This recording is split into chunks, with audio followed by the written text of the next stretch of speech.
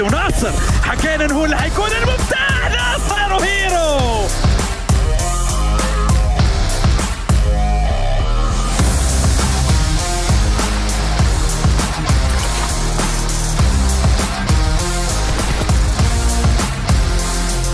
وفعلا نابو يا ولد يا نابو يا ولد يا نابو يا ولد يا نابو. لو كان الابداع رجل لشكرته يا نابو.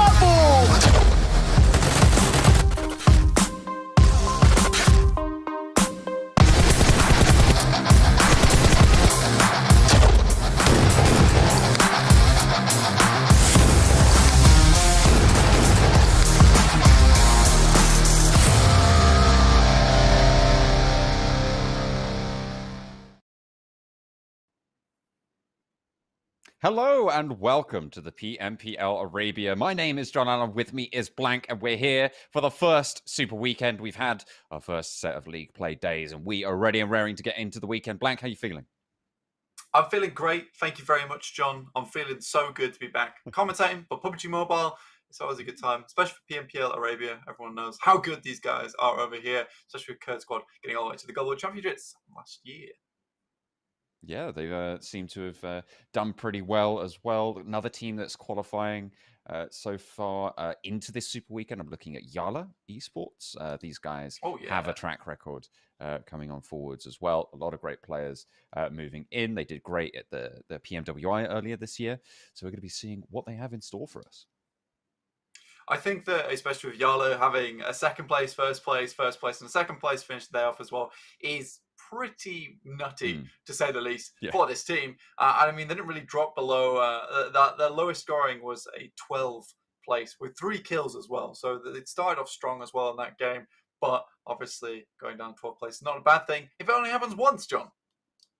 Exactly. I mean, right. You just got to play. You just got to play those averages. You have those happen every now and again. But let's take a look at the format to just take us through what is going to be going on. Of course, today we're in the Super Weekends. It's going to be the first of 3 Super Weekends. The league play took place earlier this week. If you're keeping track of that one, great stuff. And then we're going to be going into the finals later on. After these 3 weeks are up, the top teams will be qualifying for the finals. Top 16.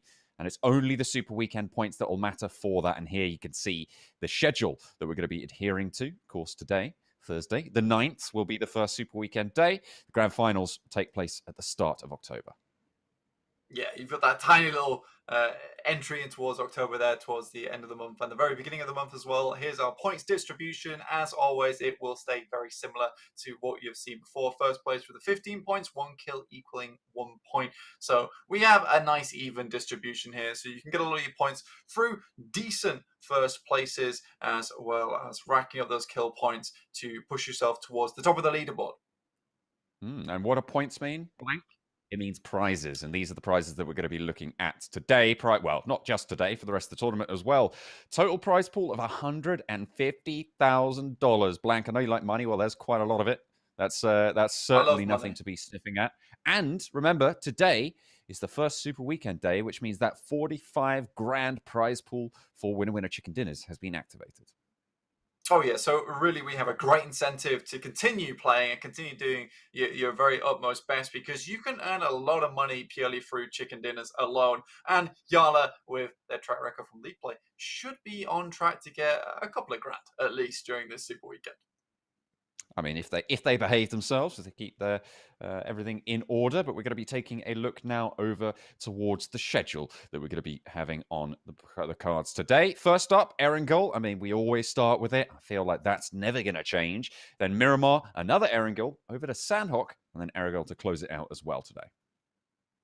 Very, very basic for us as well. Nice to end on Erangel as well. It's something very similar. People are very used to it, so they should be able to get those rotations through. And it's a nice thing to close out on as well, because you have a very long day ahead of you. It's 5 games. It's grueling sessions, especially if you are making it to the Super Weekend. If you haven't made it into the Super Weekend, looking at you, Group B, it's fine. This is a great time to relax, to sit back a little bit, try and analyze what's going on, and maybe do better in the next league play, because we still have a lot of time.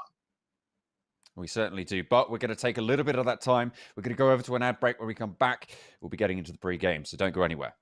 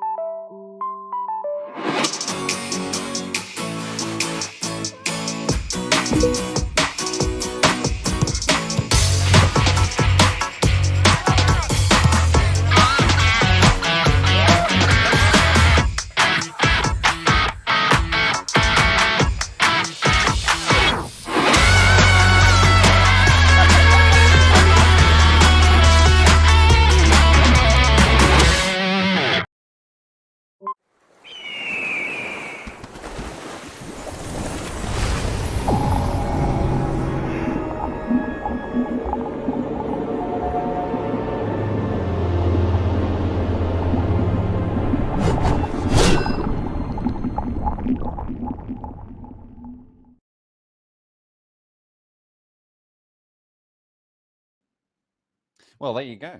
Well, there you go. We're going to be getting back all the way into it. And of course, this is the PMPL Arabia upgrade, performance, upgraded fun. Calibrate your winning spirit with a brand new Oppo Reno 6 series, the designated smartphone of the PUBG Mobile Middle East and Africa Esports 2021. It's great to be here with them. And we're going to be getting into the first game pretty shortly, Blank, here for the Super Weekend.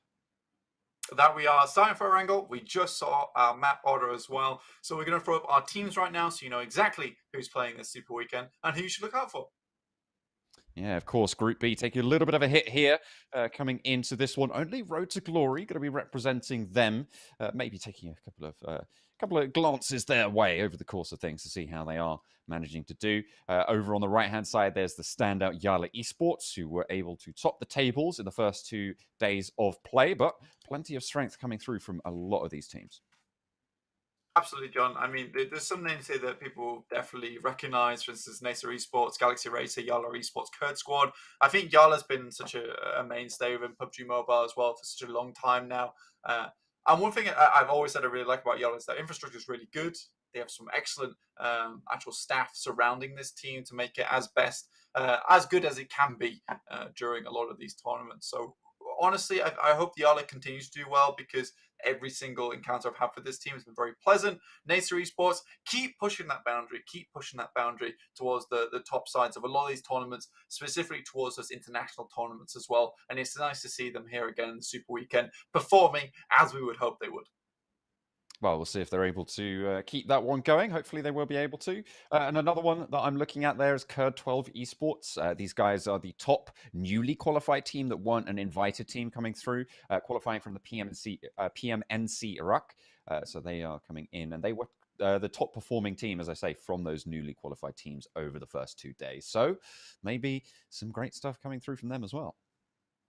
That's what you'd hope, John. That's what you'd hope. And this is what we like about new teams coming into the scene. They always come into the scene all the time, especially in PUBG Mobile. We are constantly refreshing the roster of players we have within the esports environment. It's very nice to see, and I think as we expand PUBG Mobile all over the world, we are getting new talent, new names. I think watching specifically PMPL NA, the players coming up through PMCO, constantly shifting the meta over there, and we're seeing similar things here in PMPL Arabia. So hopefully we can continue to see some really, really good stuff out of these teams. And KURD 12 Squad, like you said, John, I'd like to see how they do during this Super Weekend, because there's more pressure on you right now, because this is where the points count towards those further tournaments in the future, specifically PMGC.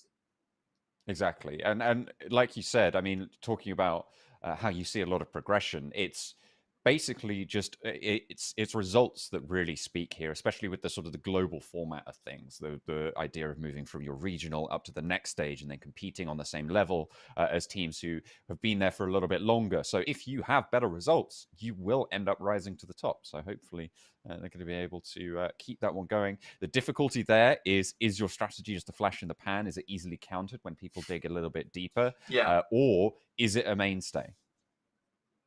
That is a question that has to be asked a lot of times. I think that you kind of struggle a little bit because you get into like a little bit of a microcosm whilst you're playing during these tournaments, specifically PMPLs, where you're playing against similar teams, teams you know, players you know, maybe people you even hang out with in your own time.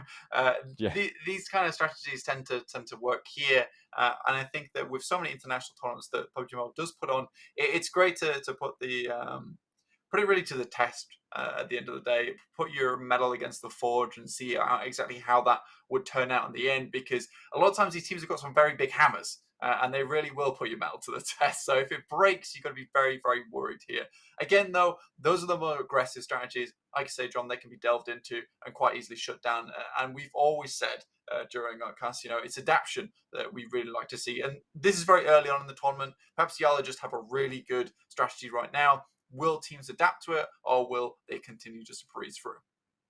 I think 3 weeks is sort of almost like it's a great length, right? To be playing into that sort of style. You've got 3 chances to earn those points to get into the grand finals, which is where it all starts to really matter in terms of progression in the global scene. And it's enough time where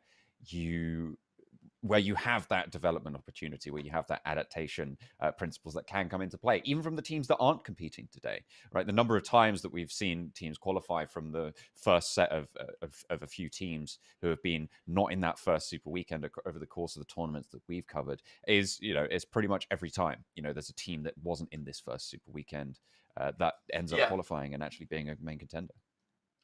I absolutely agree with you. 3 weeks is a great amount of time, especially because, it's not long enough that things get old, and it's also short enough that if you don't make those decisions quickly enough, some players and some teams will just run away with it. And I think that's very good, because I think that when you have those longer scale tournaments, you do get like a bit of a staleness to it towards the end, where it's like, oh, the spread's getting a little bit too hard for my taste. And you just get the same things, but keeping repeating, and you tend to not get any new results by that point. A lot of these teams need to have a break and reassess what's happening, which is nice having that 3 weeks. So you're into the grand finals and you've got these really fresh teams, and they're going to show their absolute best in those finals when it does come towards the beginning of October, as we saw a little bit earlier. I think 3 weeks, a little bit too long for a holiday, great length for a tournament. That's exactly. It's a perfect way to put it. How long is good for a holiday, Joe?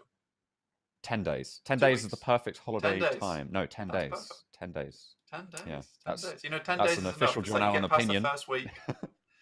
I like that. That's a good official John Allen opinion. You get past that first week, you're like, I've done all the things on the itinerary. Now I want to chill a little bit, and now I'm getting on the plane. Perfect. Go home. Yeah. What we will be doing is getting on a plane very, very shortly, because we'll be heading into game through that plane. And we're going to be heading to Erangel first. Any thoughts, John? Anything you think is going to happen? Do you really think the meta's changed too much? I don't think so, personally. I don't think that there's going to be too much that's going to be super dramatic. I think we're going to see some by the book plays, some some off the wall ones. I mean, why not? It is PUBG Mobile after all, so we'll have to wait and see. I don't expect too many fireworks in this first game. Certainly, I feel like maybe towards the end of these next 3 days of this first super weekend, we'll see some bespoke strategies maybe start to develop for this particular set of 16 teams. But it always feels like it's that feeling out stage, right, at the start of a super weekend, where teams are tentatively poking their heads out at the beginning of spring. They are emerging from hibernation and starting to take stock of the new leafy greenery that surrounds them. Oh yeah, that new leafy greenery indeed. And I mean, we're talking about leafy greenery, and maybe we're coming to autumn now, so the trees are starting to lose all those leaves indeed. So you want to hang on to that as much as possible.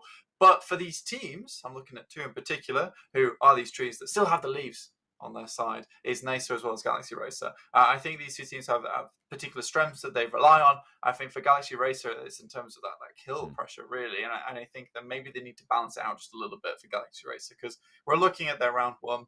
Second place right off the bat, 14 kills. That's a big game to open it out with. You're smacking the baseball right out of the court. Everyone's cheering for you. You're very, very happy. You drop into your next round, you're dropping a 15th with only the 1 kill. And then for the rest of the day, they practically just hit up those third places with 6 kills, fourth places with 5 kills, third place with 8 kills. Never really closing anything out, but still getting those kills in there, despite even getting a 13th place with 7 kills on board. I think that maybe just balance it out, bring that aggression just a little bit back, and try and close out those games, because there is quite a big leap from 4th place to 1st place in terms of just placement points alone. But if you think this is the strat, this might be the strat. On the other hand, NASR, 1st place with a 17 kill game. That is one that's really going to bump you up the standings. So those 100 points, a fair bit of them are from that single game where they got 33 points total. And the rest of the games they just weren't that good, in my opinion. I think they were all right. They were getting those 3rd places, 5th places, but the rest of the games just didn't really stand out to me, John. Yeah, I mean, I think that's fair enough. I think, getting 32 in a single game is a pretty big bound. But then you look at what YaLLa were able to do. They got 30 in a single game in round 8, coming first with 15 kills. Their other win only 9. But they're only consistent, getting right? 9 They're kills. consistent. But they're keeping consistent placements going through. And I think you're right. That's sort of the crux of the difference between those two squads. Yeah, so I think that these two teams are definitely one to consider, and this is where adaptation can take place. I think for NASR, it's a little bit more prevalent than for Galaxy Racer, just because if you're NASR, there's a very clear problem here is that most of the points are from a single game, and the rest of ones is good placement points, but you're just not doing quite enough. Whereas I feel like Galaxy Racer, maybe they're doing too much in the kill category. Maybe that's actually okay. If they can continue to get all the points from the kills, that's fine. It does just mean that you're kind of burning the candle at both ends, really, at this point. I feel like those games where you go for high kills, they're very stressful. Usually when you see a team go for high kills, it's towards the end of a tournament, and they're about 50 points behind someone else, and you're desperately trying to clamber back up that ladder, grasp as many points as possible to try and pass them in that final little 50-meter gap. But that looks awful a lot of times. You see these players and you get the sighs of relief, sighs of disappointment at the end of it, where they've made enough kills or it's just about happened. But I don't think that's something that you can keep up with the entire time. Placement points a lot easier. I've seen teams that just rotate around the side of the map, and it's so chilled out watching them play. Going from compound to compound, you get into that place and you get a third place. It's very chilled out. That's something you can keep up over a lot of games.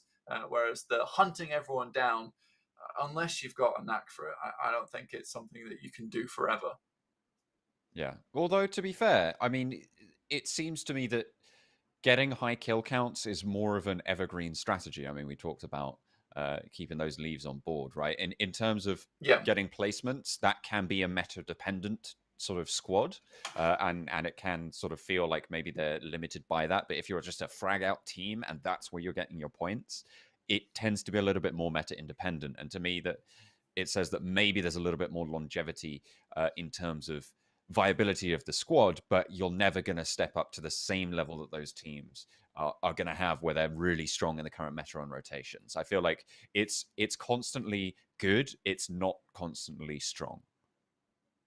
Yes, I would 100% agree. I think it's a really good way to put it as well, John, because, we see these games, we're like, amazing, that's perfect, brilliant. They've got a big game there. And this speaks to us volumes, because if you can get those high kill games, not only does it tell us that it's good for you, but it also tells us a lot about the team. And if you have the confidence to do it. We are getting into the game very, very shortly, though, John.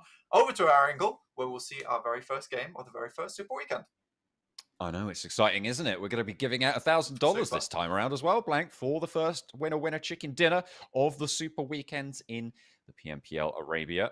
We're going to be getting into game number 1. As you say, it's Erangel. We're going to start off, and it looks like the plane headed from southwest down up to Lipovka on the eastern coast.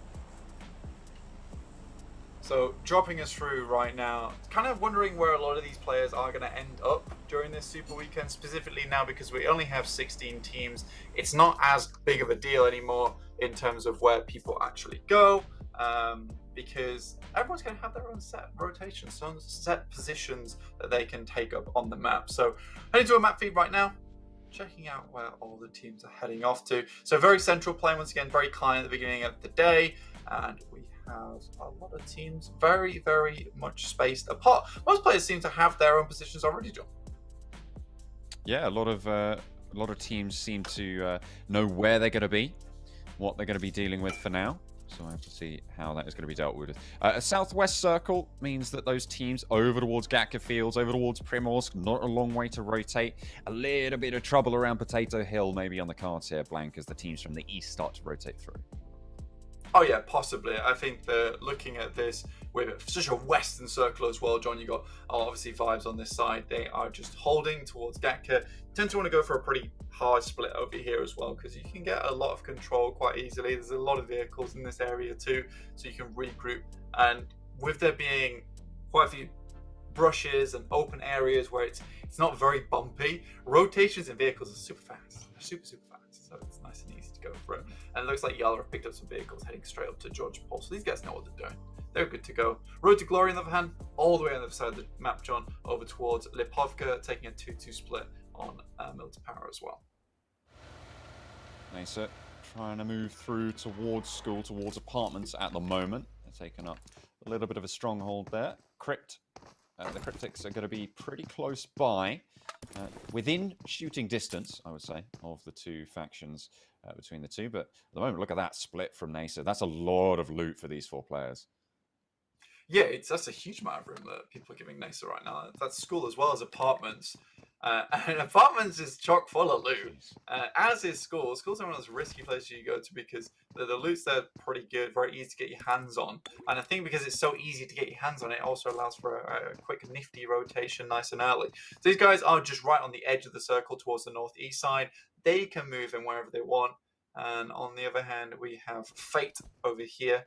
They're just dropping around, keeping it nice and looted over on each side of the road as well. I mean, with this kind of split, it's very easy because with the actual compounds and the way they're set up in this city, you can see across that road easily enough to give each other a little bit of room to breathe. And especially in the early game, that's a really, really valuable asset to have as a team, right? Is that room to breathe, is that ability to start to scout out from that initial position and cover off rotational paths. Military, only one team dropped down here. We're on board with them at the moment. They're playing a C block. They're just getting that loot on board. Not too much early scrapping going on here, Blank. Maybe the words of emerging from hibernation and not really wanting to cause too much of a ruckus are going to ring true here in that first game. Potentially a prediction win for me so far. Okay. Exactly. I'll take it. What's your prediction win? Oh, a prediction win that people are going to be sleepy. I thought that you said a team. I thought you said a team without saying a team. And I was like, which team are you predicting to win this match? I don't know. Can you please tell me? I'll turn that one around. Which team are you predicting? Okay. Let's take a quick predict here. Quick little cheeky predict. I think that, honestly, I would go with NASR. Just because their positions are so strong. And like I said, it's quick and easy. And I think right now, rather than being how YaLLa is currently, which is stomping around looking for loot, NASR's in a position where they have the loot and they can be thinking forward. So they already have their game plan in mind, which is great. It's great news for them. R8, still trying to pick up some loot as well. I think this guy's fairly stacked. I mean, the level 1 vest doesn't really speak too much for you at the moment. It's not great, but it'll do. Yeah. A lot of these teams just waiting for that first circle to pop though, and I think when it's towards the west so much as well, John, that first circle pop is actually very important for you, specifically because getting in towards those fields area, it's very open. There's not a huge amount of compounds around here, so getting a strong position early on the game is much better. Instead, where you might see like a southeast circle, it's much less dependent on you getting at that circle immediately because there are a fair few compounds. You can wait it out, loot up, get vehicles, get as stacked as you need to do, and then still find a position from that circle fairly easily. That's what it's going to all come down to, getting those positions. And I like to say, especially in these situations, is move early, move often. When you know there's going to be a lot of crunches towards that eastern side, if you're ahead of the game, you leave the teams behind you to scrap it out for the positions on the edge, and it's all about getting position. So if you can get to the middle or even the far side of things early, it's good news, Bears. Hey, it's good news, Bears. Look, we don't have many good news Bears. We usually have bad news Bears, but very rarely one does come along bearing some good news. And I think for those teams that you said where they move early, move often, honestly, that's going to be even better for them, especially if we do head towards a fields area play. Because if you're moving late, you're more often not going to be moving through fields that are already occupied by a few teams. And we all know what happens when you're driving through fields. You are going to get absolutely rattled down by a few M4s in hand. And it's very easy because there's none of this bouncing around in the vehicles, which might be bad for you in the car in terms of headaches and dizziness, but it's actually very good for you as a team because it's much, much more difficult to hit you as a target who's moving vertically rather than just a target that's moving straight horizontal. That's a very easy spray down in my opinion. Here's KURD Esports, as I said before, during the league play days that we've had so far, the highest performing new qualification team that wasn't, so the teams that, out of the teams that weren't given an invite from the previous season to come to this tournament, the highest performing team so far. So we'll be seeing what these guys are able to do. At the moment, looks like they're just exchanging loot, exchanging stories, tales of battle in Erangel, and G'ing each other up for the remaining hours or minutes of this game anyway.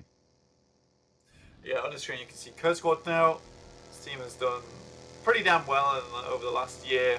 I think they found a little bit of glory in the actual World Championship, where they had a lot of eyes on them. Sadly coming 16th though, but you make it to a World Championship, you're happy. You're really happy with that. And I think with that kind of light that was shone on that actual event, I think they've got a decent amount of eyes upon themselves, and now the team's been taking a little bit more time to formulate, change some of the players up, and now this team's looking a lot more comfortable. But it's YaLLa really that we want to talk about a lot more. With D7 powerful over here, already towards those rolling hills, towards Gatka. They are looking out, trying to find some players, just third person peeking over the top side. This is a great position to be in. It's probably one of the stronger positions to be in.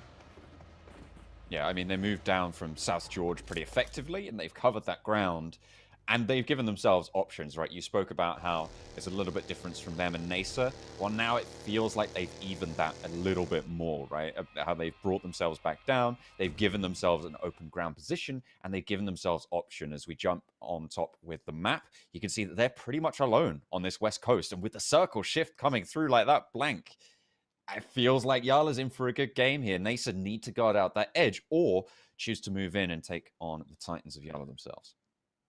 I mean, YaLLa can do one or two things here, because you can either move over towards the yellows on all the way on the western side of the map and take a lot more control in terms of being able to domino your pieces down towards that side and kind of just regroup a lot easier whilst also controlling a lot of room.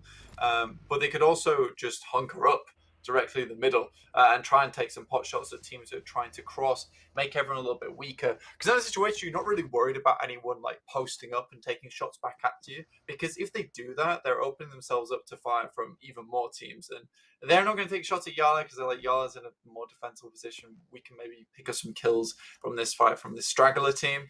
So they're probably more than happy just to chill towards the middle of the circle here. But this is a circle I talked about.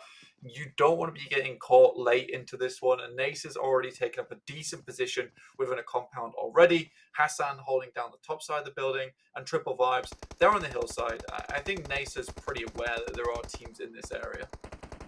Teams from the northern side starting to clash around Georgia Pole crates. Volt goes down, gets flushed as well. Fidan gets their first kill so far of the lobby. And I mean, we're 10.5 minutes in blank, so a little bit late on that one. I feel like you see action a little bit earlier sometimes, but not to worry. There's plenty more to go as well. But at the moment, it's KURD squad who are trying to pick up the pieces here. Volt going down early, then they're down to 3. Yeah, Real Tiger 9 also picking themselves up a knock over there. I didn't think it was a flush on top of it, but regardless, that's good news for Real Tiger 9. They're going to be happy about that one coming through for themselves, and it gives them a little bit more space. Whenever you're getting knocks in this kind of circle, it's all about more space, more space, more space. You want to have as much area as possible to play around to make your game much easier in the end game, right? That's what it's all about. It's all about playing for that late game, because as soon as you get there, I honestly think that the hardest part of the game is probably the mid game. End game is much more about mechanical skill, but these players will drill that in. But making those correct decisions in the mid game, where there are so many teams alive, you're making the decision where you're walking through a forest and you're blindfolded, whether you're going to walk through a nice straight path with luscious green grass, or going to be walking straight into a bramble bush. And it's much, much easier to see the right way. YaLLa still spiking out from their field's positions. Everest being contested at the moment, but it will have to be left. You can see the circle splitting that on the minimap. It's right on the northern side at the moment. FalconsEsport hold the line. They're trying to stop the Cryptics from moving on through, but it feels like, yeah, Bumper, it feels like he knows there's someone over the hill. I mean, with the vehicle being audible from that distance, he should have an idea, but El Chapo hops out the side. Looks like they want to contest. I mean, El Chapo, this guy's an extremely good gunman. So we'll see what he can actually get done. And yeah, it looks like no one actually did head off all the way to the western side. And YaLLa took a very aggressive position up there. Already taking shots downwards. Ooh, Marshall. Okay, that's nice. Marshalling the hillside. Drops a shot down towards Daymar. And now Falcons in an awkward spot because Cryptics, they can just leave. They know the boy has to get their mate up. Whereas Cryptics, they can take an aggressive position, try and pick up this flush and leave. Yeah, look at that. They don't even particularly need to pick it up. You're right. It would make Falcons spend a little bit longer to try and recoup those losses. And they've sent someone down as a forward guard, so now they need to regroup, forcing them to spend that time. But Cryptics, they want to take the fight. They want to get the flush on the squad, it looks like. Around the side last with a nade, lands it onto Lazy Boy. Turns the corner, spots someone else cooking. But the Micro Uzi doesn't quite find the target just yet around the side. They're pushing now. It's Cryptics to try and take the fight. Last ducks around the corner, but there's waiting in the wings the rest of the squad to deal with as well. Last out the window with a nade. Oh, he's naded himself. That's disastrous. Sinke trying to hold it down for the squad, and the Cryptics able to do a lot of work as Marshall comes back on through. Cracking performance. And the Falcons down to 2 up top. El Chapo sees to it that they are running back to the foothills of Everest. I think it's nice what Falcon did here in terms of what they tried to do. I won't say it was good though. I'll say it was kind to stick around for your boy on last, but I think he kind of give up what advantage that boy had given you in that situation. He's really ran circles around Cryptics. They've not been able to do too much. It's a beautiful grenade that comes through, but realistic in that situation, Falcon just cut their losses. They're like, look man, you've created so much space for us. We're gonna leave. Thank you so much, but you can spectate us for the rest of the game. Instead, he's like, we're all going to spectator mode. We don't care about this game. We're going elsewhere. Yes, that's what you better do. You better go elsewhere for your spectator mode. And they'll see if they can get into the next game and play a little bit less of that spectator mode in the next one. But moving over towards a couple of the other teams going on at the moment. This standoff from Triple Vibes up the top has been going on for a while now. They've got this sort of edge guard going on against ABIAH Esports. They're currently in the compound watching over the fields to the north, but they will have to move. Probably not within the next sort of minute or two, but they are certainly going to have to move on the next shift. Take a closer look at what's going on around the rest of the map. Because we are getting the crunch now. And with 57 alive, 15 teams, there's no longer really enough circle to occupy all of these teams anymore. I think what you're seeing here just outside of Gatka, these little slopes, I think Cryptics know that they need to really get up at this point in time, because if anyone's behind them, it gives them a really good vantage point to shoot backwards. But also just being able to tuck yourself behind the lip of this hill is really, really good. We are having a lot of quarry currently in this map, but I say that a little bit too late as we head up towards the north side. It's Lusail versus Road to Glory. You got Zuxi over there, a little bit of a fat boy, trying to get away. Trying to slip on past the net. But the next shift came through. Blanket was right on top of YaLLa and NASR. Right, it was right on top of those two positions. And these were sort of the two teams that we teed up at the start of the game as being sort of the main contenders in terms of position on the first circle. And you had that NASR prediction coming on through. At the moment, it's looking like it could be pretty successful. YaLLa with 1 kill, NASR with none at the moment. But still, they're going to be trying to control these sidelines. You could see there in the back lines, it's Patinka trying to gather the intel for NASR. They just move away from the fight. Dammy here, looking over towards iShot for Vibes. Moves backwards though, doesn't really need to do too much. Galaxy Racer Lord, that's an actual kill over towards Road to Glory, who were on the rotate. So they've been caught off a little bit nastily in this situation.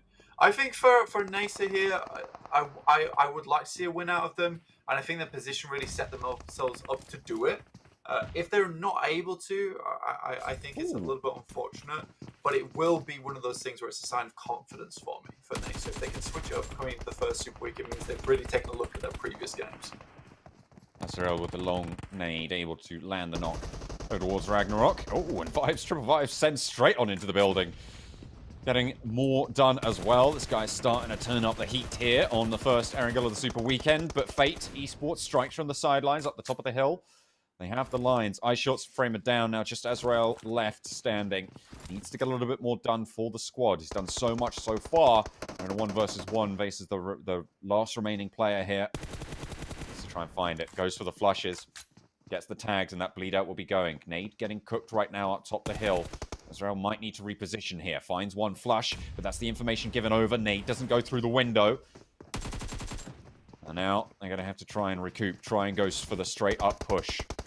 Visa nades up top, the Molotov to try and suppress, to push into position there. And Azrael spotted as well. Dami gets the off angle. Out the window he goes, hops down, gives up the ghost of the teammates to try and get the res here. And around the side, they're just continuing to fight the fray.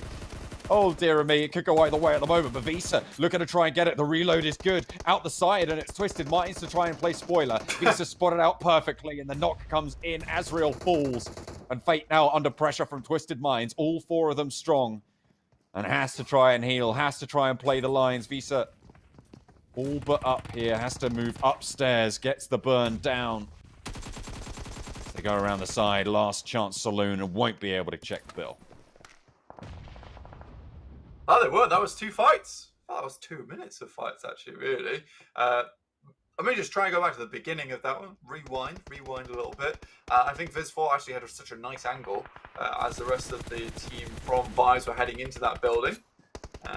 Honestly, it was the best he could have done in that situation, especially with how hard Azrael actually hit that building itself. Good stuff, but Twisted Minds perfectly on the uptake with the third party. Not much Viz4 can do in that situation. Road to Glory eliminated in the meantime. There's the shift in the top right. It went southeast, which means that YaLLa, for the first time, not going to be favored by the circle. NASR were taking a fight on the northern side just a little bit against a lot of these teams on this hill. So you can see Sun having to get res there. A little bit of healing moving forwards, but they've got their outpost in the circle. For NASR, they are still 4 players strong. 3 of them are on this hillside and might just try and fall back after they've played a little bit more of this edge guard. 23 seconds on the circle could push people in, and maybe that's what they're waiting for. A lot of these teams are trying to get out of dodge at the moment. Cryptics, you can see El Chapo is just rolling the vehicle down the hill. Not trying to make as much noise as possible. That's one already going down from ABIAH. Marshall with a 600 damage down. Good stuff. All the way up to 734. So highest in the lobby. Marshall's been doing some absolute work this game. We saw a beautiful little snapshot come out from earlier on. ABIAH, oh, he's just whiffed the spray here, John. He's able to go down, to go to ground again and get a knock as well. Finally dismounted. And they'll deal with it after a little bit of time. Cryptics slowed down on the northern side here.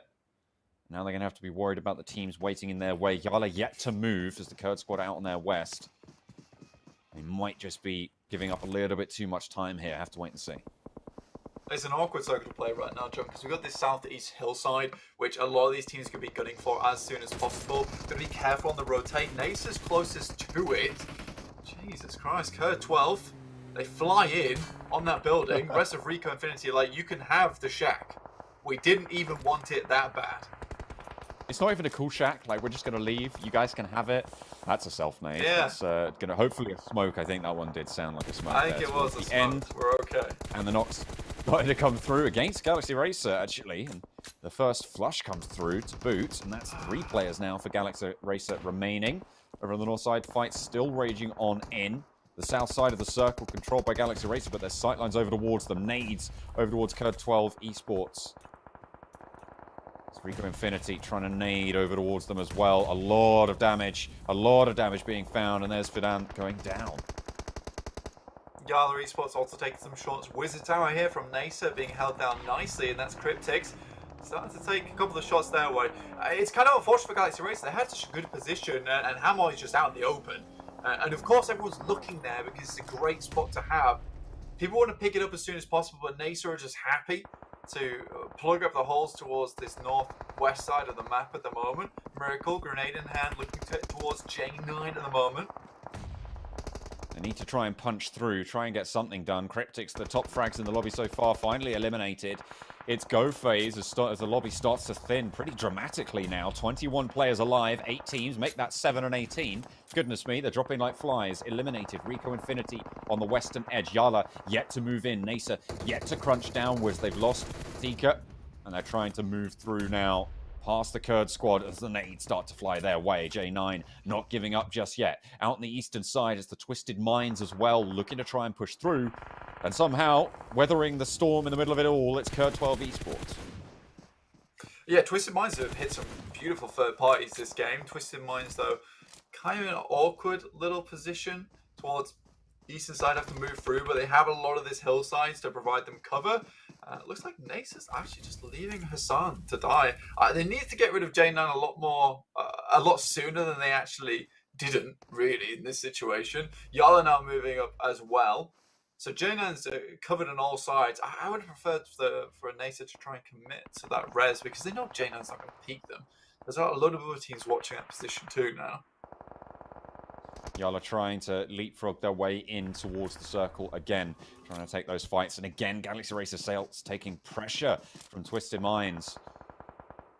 Kaito does go down to knee, but should be able to get res there. NASR losing a player, trying to eke their way through here. And on the western edge, it's really starting to get a little bit fraught. Twisted Minds with the best end of this deal. 10 kills so far on the board. Oh yeah, John. Looking for some more as well. I mean, they're so far ahead of anyone else at this point in time. It's looking very good, especially with the 4-man alive. That extra player just provides you so much coverage over the map, especially with this position they're holding towards the hillside, and with the way the circles cut this one off, it's in half. So no one can come up behind them, but they also have this lip to play around, especially when there's absolutely barren wastelands around the rest of the map. NASR's being able to play around with this little ditch that they've got going on over here, but that's about it. Did someone just try to run someone down? I don't know. I think that's their own teammate. Okay, we're good. Yeah. It wouldn't have gone through that way either way. But there we go. Real Tiger 9 going to be eliminated as YaLLa finally find that one. Rez looking to come on through as the smoke looms. Still ground controlled by Twisted Minds. Excellent position, as you say.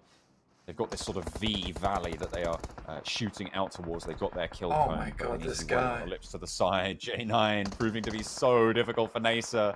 2 players left, and the blue is really hitting hard here. You need to stand up, and J9's so Lord. Ready for it. Oh, that's nasty. Oh, that's nasty. That's the rudest thing I've seen ever. Have you ever seen one dude in the shack hold out a team of 3 players before that? That is so unfortunate. He's played this really well. Like, you do it every game. He's played time beautifully, and now Bandar is able to basically hold J9 in that building, so he doesn't have to worry about him anymore. And I believe that is NASR out 2, KURD 12. They're still in the game with 3. Galaxy Racers are trying to keep a hold on to this one. Again, it could have been so much better for Galaxy Racers if they hadn't spread it out so much on that hillside. Twisted Minds, though, taking some huge shots over from YaLLa, who've got a nice little outpost created by themselves. Again, though, Twisted Minds are going to have to take a little bit more than that to really push them out from this position. What YaLLa would love is for Galaxy Racer to take the fight to Twisted Minds, and then hopefully third party. But everyone here is just playing off the circle, which is right in the middle. And KURD 12 Esports, they've been in the shack for so long. Goodness me. They'll be able to claim squatters' rights soon, but Galaxy Racer, they send out that direction to try and take the fight here. And actually, they're able to get the first knock as well. No knocks found it in response, and YaLLa now have to worry. Moving forwards as well, Twisted Mind used the chaos to get an outpost in the center of the field. Galaxy Racer taking heavy punishment from this maneuver. YaLLa Esports spraying down under the car, getting a couple more of those knocks on board, but Twisted Minds taking those points. Galaxy Racer eliminated on a risky run. And now YaLLa taking heavy punishment. Bandar now last standing, and KURD 12 Esports might just have had the luckiest game of their lives in this shack. Twisted Minds moving on out, depending on what Bandar can do. Nade over the top, tries to get the damage. We'll fight a little bit, but Twisted Minds just moving through the field like it's nothing. Oh yeah, Bandar's just in this bush at the moment, trying to hold on to it. He loves this bush. This bush is now his life at the moment. Got one player creeping up behind him. He said, go away, dude. You're giving away our position. And I know I said that the shack wasn't that good, but its property price rose quite significantly during that circle. Now, Bandar's got a Molotov. Drop it over the top side. Surely KURD 12 see the arc I know roughly where this guy is. It's a little bit short, though. KURD 12, you're right. They should get a little bit of information. And actually, Twisted Minds might be able to get a little bit of intel as well. Either way, It's awful playing the field. position... the position that you have here, you know where players are going to be if you're Twisted Minds. Come on, stop it! Stop doing it! It's not worth it. KURD 12's just like literally snaking their way over. What? He's fighting everyone. He's fighting the two teams of 4 men and 3 men. I mean, he's not down just yet. He's not going just yet. He's shimmying to the side, just out of the way of the bullets, but that's a nade, and that's going to be the end of YaLLa Esports so far. Twisted Minds now taking on the 3 players from KURD 12 Esports. 14 kills so far for Twisted Minds, and they want to bring it up to that magical 17 that we saw from NASR during the league play. 600 damage dealt from one of their players there. They're trying to move on forwards. KURD 12 Esports do not want to give up. Destiny hopping, trying to get these trades, trying to bait out some shots, and does just that. Information gathered a little bit further for Twisted Minds, and they've got the cover of the vehicles that they had. The circle is in their favor. All the cards in their hand, and they just a little bit short there. So you can see everyone's posting up in endgame positions right now. So you have one off angle in Rio, as well as Dami. The difference maker here really is that single player on Twisted Minds. It's going to make such a difference in the situation, because if Twisted Minds play this well and just trade out every single knock, they will always come out with +1 at the end of it, which should be enough to win. And with this open area, you just don't see Twisted Minds going down unless one of these guys from KURD 12 gets an insane spray down. Tiger going low. Sprays coming through from aimbot, but he goes down to bend a knee. And now it's 2 players from KURD 12 Esports as Twisted Mind. They took that 1-for-1 up on the top, looking for more, but can't quite find it. Another flush, and now it's 1 player left. Twisted Minds looking to try and take the fight, but it's only 1 player left standing. Destiny going up on the hillside as KURD 12 Esports continue to stay alive. And actually, they managed to get a kill. He's brought it down into a 1 versus 1, has cover from the teammate, and now it's just Figures left in a 1 versus 1. KURD 12 Esports looking to try and dismount the Twisted Minds from around the car, around the vehicle, but he breaks up, he breaks wide, and he finally goes down. Was it? Hang on a minute. Did it go the other way? Was that Twisted Minds going down at the end there? That was Twisted Minds. That was Twisted Minds taking it. And this is what I was talking about. It's that +1. It's that +1 at the end of the day. You're gonna pull up, and really, if you get all those trades through. And there was a moment where KURD 12 could have changed that, which is a beautiful spray coming out from aimbot, and it almost passed through 2 people at the same time. Unfortunately, it's just not to be. Twisted Minds also got so lucky on their rotation. I think YaLLa, I believe it was either Powerful or Bandar, took some shots over towards Dami. I literally saw about 15 bullets glance off the side of the panels on the buggy. And I was like, how has that not hit him? So I think YaLLa got very unfortunate towards the final end of that game. But realistically, really, really well played Twisted Minds. I don't think they could have played that game any better. No, they had a great spot. They played it well. Let's take a look at the overall standings from that game.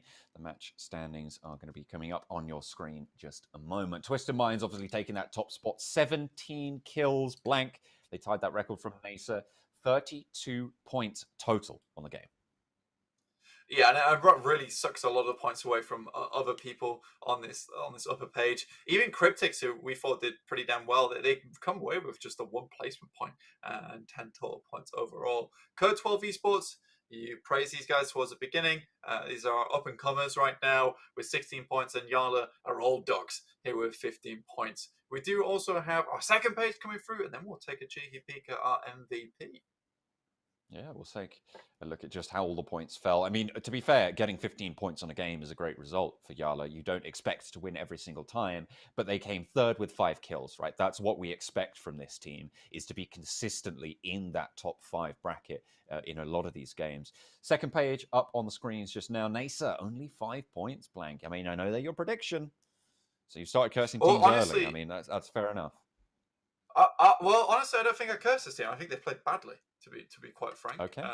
There was a moment where they had the entirety of the rotate to get towards the hillside that Twisted Minds ended up playing towards the end game, and they opted to just not take it. And again, what I said their strength was in the beginning is that they had early rotates to go for, and I felt like they became way too comfortable holding that northwest edge, didn't go anywhere. Everyone rotated past them, and then they're in that awkward position where they got held out by one person.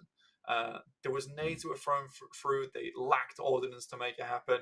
I just think they fluffed that ending. And this is what I'm talking about when it comes to a case of you need to be able to close out these games.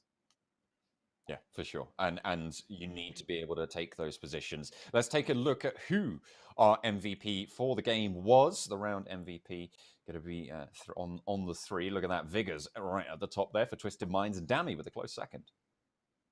Yeah, a real close second as well. Come on, man. He had a better average survival time. He was right towards the end there. But Marshall, dude hit a nice headshot, man, towards the beginning of that game. That's the first time I've seen. We see a lot of those shots where they lay one off and you're like, that's on target, and nothing comes to pass it, and we're just like, oh, it could have been. But this is the first time I've actually seen someone shoot off that shot, and I was ready to drop that. Oh, but instead it's like, oh my lord, he's actually slammed that bullet through that man's cranium. Very upsetting. Hey, you don't strain your vocal cords trying to spin around that fast. I mean, it's difficult. It's difficult from going to one exclamation to the other. But yeah, fantastic stuff coming through from the first game. Twisted Minds with a great entrance there, 32 points. Beautiful. In our first game here at the Super Weekend, and they net themselves $1,000 for that winner chicken dinner. We're going to be going to a break. When we come back, we'll be gearing up for the second game of the day. Don't go anywhere.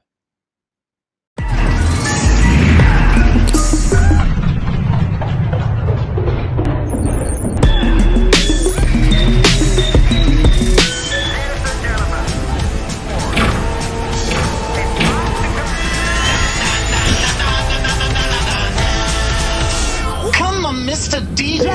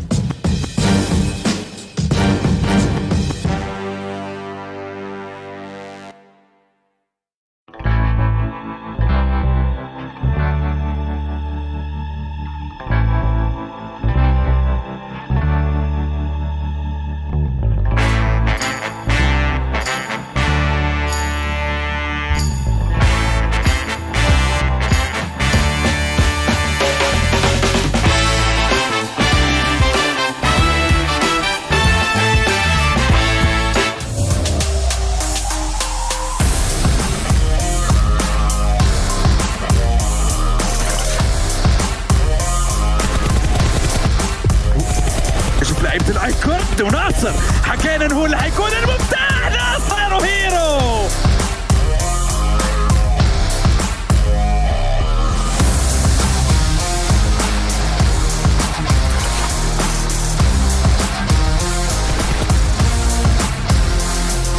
وفعلا نابو يا ولد يا نابو يا ولد يا نابو يا ولد يا نابو. لو كان الإبداع رجل لشكرته يا نابو.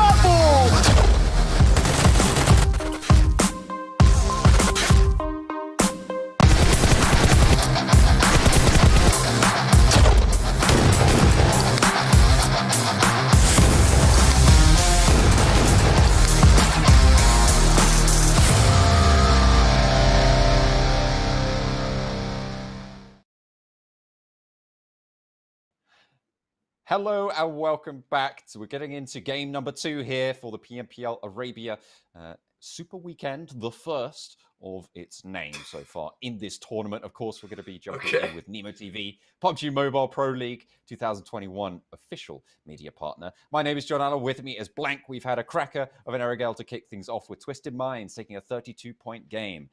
It's pretty great. See if another performance can come through just like it. Oh yeah, I mean, Twisted Minds kind of deserved that win in my opinion.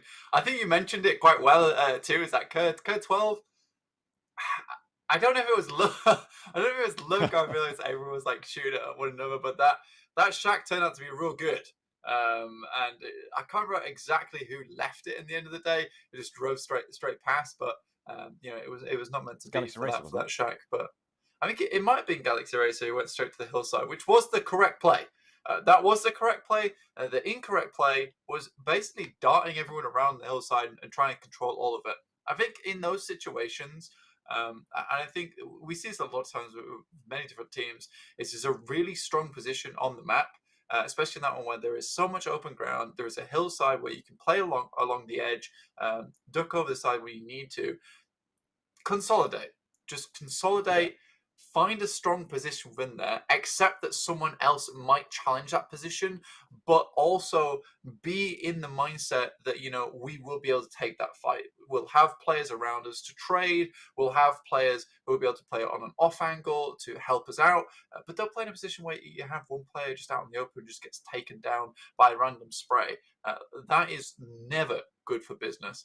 I think in the end, Twisted Minds played that really nicely, where they did exactly that, which is head up towards that left side lip and just kind of play off the top of it, just momentarily ducking in and out of cover and then heading down with the vehicles that they kept safe on that side to create some kind of cover for themselves in those final moments.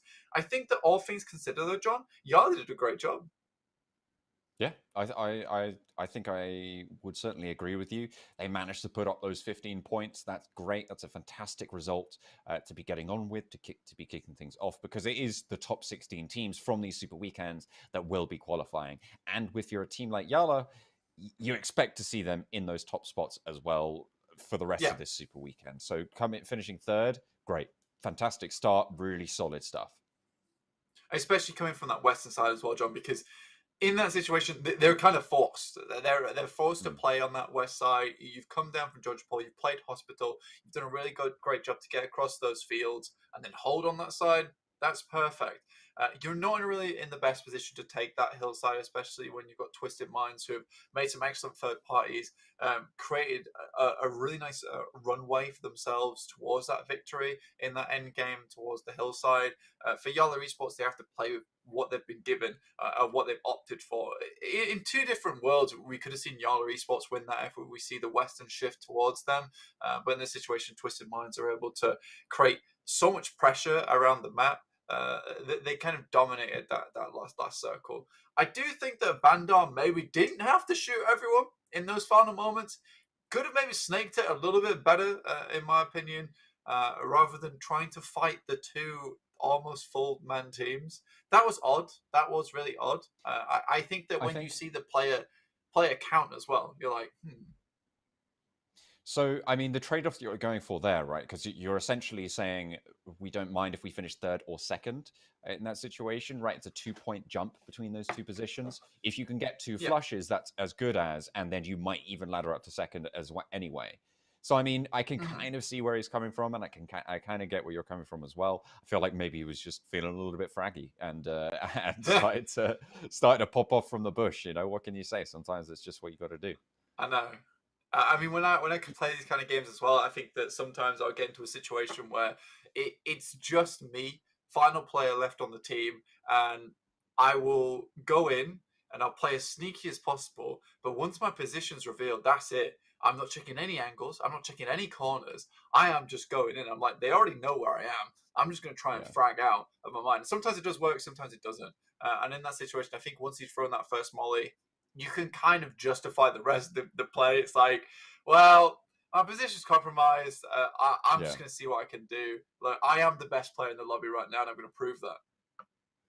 Yeah, for sure. I think you're absolutely on the money with that. I think it's. I mean, he obviously did go down in that scenario and wasn't able to get too much return for it. But either way, I mean, he did damage. I think he got a couple of knocks over towards the players up the top on KURD 12 Esports, which might have slowed things down. Maybe they'd have had a different ending there. But either way, you know, it was a very tricky circle for everyone to be playing there, and still 15 points on the board. As I started this whole thing off by saying, it's great for YaLLa Esports. It's perfect. It'll do the trick, right, going forward, especially in Super Weekend. And something we praised YaLLa Esports for earlier was consistency. So if they can continue to throw up those kind of numbers for the next couple of Super Weekends, you know, they're happy with that, or just this Super Weekend in general, really. I think that, you know, again, I'm going to go back to the NASR Esports problem, as I'm going to call it from now on. Is you know, that closing out mentality. I think they just need a little bit more confidence, because the plays that they had towards the beginning of the game, I really like the rotates. I really like where they landed. I like the space they took. I think that towards the end of the game, and this is what I'm talking about, you either walk into a bramble bush or you walk into like a clear opening. I think they were way too scared, and they thought there were bramble bushes all around them in that situation. I think just get out there, try and get something done, especially versus J9. There was a timer on that fight, where if they didn't take it quick enough, then he was just going to stall them so long that they were essentially bogged down and never get in that situation. So just push it. Really, just push it. Maybe you lose one guy, but you get two people into the shack and you live just a little bit longer. I didn't really understand that play at all. That was very odd to me, to say the least. Yeah. I mean, sometimes, you know, you just got to put your big boy work gloves on, break out the strimmer, and go straight through the brambles. Exactly. When they present themselves. 100%. It's not always ideal, and you might get a cut or two on your legs as it goes around, but you end up with a nicer looking garden at the end of it and somewhere to eat your lovely chicken dinner potentially. But we're going to be getting into game number 2. It was a good metaphor. I'm pretty pleased with that one. We're going to be getting into game number 2 here, Blank. We're going to be moving straight on over into the skies once more over Miramar. There we are, heading over the beautiful, same coloured land everywhere. I'm joking though. Miramar is a great place there. A lot of verticality involved. A lot of really interesting zones all around this map to play, and I think that, you know, with this map, you can kind of cut it up into 4 separate quadrants, which have very different play styles depending on.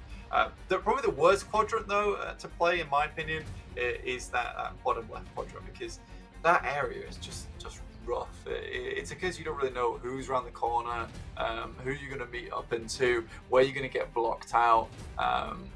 But it is what it is. I think there's some very, very strong compounds this position. And again, this comes back to, I'm not going to hop on this too much, but if you're a team like NASR, I think there's something you can be really focused on now, is taking those strong compounds, because it does feel, and let's put a positive spin on this, that NASR have a really good idea of where they need to drop and where's strong. So take advantage of that and play to that advantage. If you can get there, especially on Miramar, there are multiple times. For instance, just to the west of La Driera, there is a beautiful little compound on the hillside that you can play for the majority of the game if the circle heads down there. But instead, we're going to have a fairly western circle, which could probably end up anywhere towards here. And regardless, there's some very strong hillsides to play. Not too many teams, obviously, with the plane path as it was, you don't expect too many teams to be in that southwest quadrant at the moment, but potentially looking to move there. The teams out on the east are going to have to find an opening. Al-Azhar vied for right now. 2 teams dropping on that location. Probably the only to the super hot drop. But then again, you got KURD 12 Esports split around a squad there. They've got a player in the middle of them, Ali, just grabbing vehicles and trying to regroup with the rest of the team further southwest. Yes, indeed we do. So match 2 of the first Super Weekend. This is day 1, guys. So we're very, very early doors. Very early doors. So anything can change at this point in time.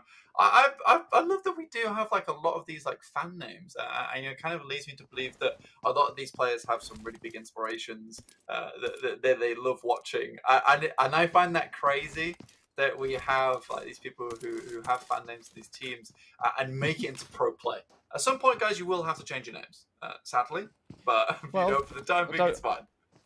I don't know if that's an official rule. I'm not sure, but certainly could cause some confusion. If not on our part, then certainly someone else's. But that's a pretty early shot there. One shot, one kill. Fair enough. There was plenty of shots going off though. I heard more than one.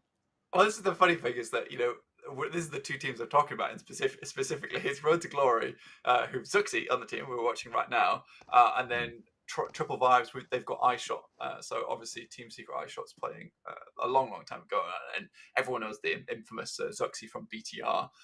And I'm not saying they have to change names as an official rule. I'm just saying that if you guys are good enough, you better be starting your own legacy. Like exactly, it's time. It's all about the branding, isn't it? You can't brand something that's already a brand. Come on, you can make it happen. And already we've seen some fantastic plays from these guys. I want to be able to remember your name. I want to be able to remember your name, guys. Come on. What? Well, here you go. iShot, take it on Zuxi. Oh, unless this guy's called One Shot, in which case I've got it completely wrong. I think it's one shot. I think this is one shot. Yeah, you got the this guy's cool. This guy's cool. Never mind. Oh, well, Zuxi looking a little bit more heated there. Gets the off angle and nails the headshot. And that's going to be 2 kills, most likely, racked up now for Triple Vibes. I'm pretty sure that guy just got wall banged into next weekend. That's really mean, actually. Next Super Weekend. Yeah, well. Next Super Weekend. Hey, he ain't ever coming back. To be fair, you'd be all right with that. It means you're confirmed to be in the next Super Weekend. That's true. This guy's been wall banged into next league play. back to square one. That's how this works. Oof, big oof from them. But yeah, Road to Glory quickly making their way out of there. This is a sad time for them. Just clambering up that hillside to get away from it. That's some early kills though. 4 minutes 44, and we've already seen some good action. We can see Twisted Minds. They are already in position, and over to YaLLa almost instantaneously. So we're having these big teams that we saw last game, and we're taking a quick look at them, see where they're actually heading up. I believe we've got YaLLa currently in San Martin, so they've got a really good place to leapfrog from at the moment. It's quite central. I can't help but read the nameplate there as YaLLa powerful, and it's like an affirmation. YaLLa are powerful, man. All right, okay. YaLLa powerful. I mean, that's cool. I think if you have that on your team, that's great. That's like a real confidence booster. Exactly. You know what? I might be down, but YaLLa powerful. YaLLa powerful. All right. Okay. Jesus Christ. If we say it more, I think it will be funnier. I think so too. Like we can say this till the cows go home. Honestly, I did like the fact that you said I'm feeling a bit down because I'm down. I'm going to stop now. Anyway, we just told our producer that bad jokes were our thing, and now I think she knows that bad jokes are our thing, and so do you guys. We've marked our territory. We have marked our territory, unfortunately, and we appreciate all you guys at home watching.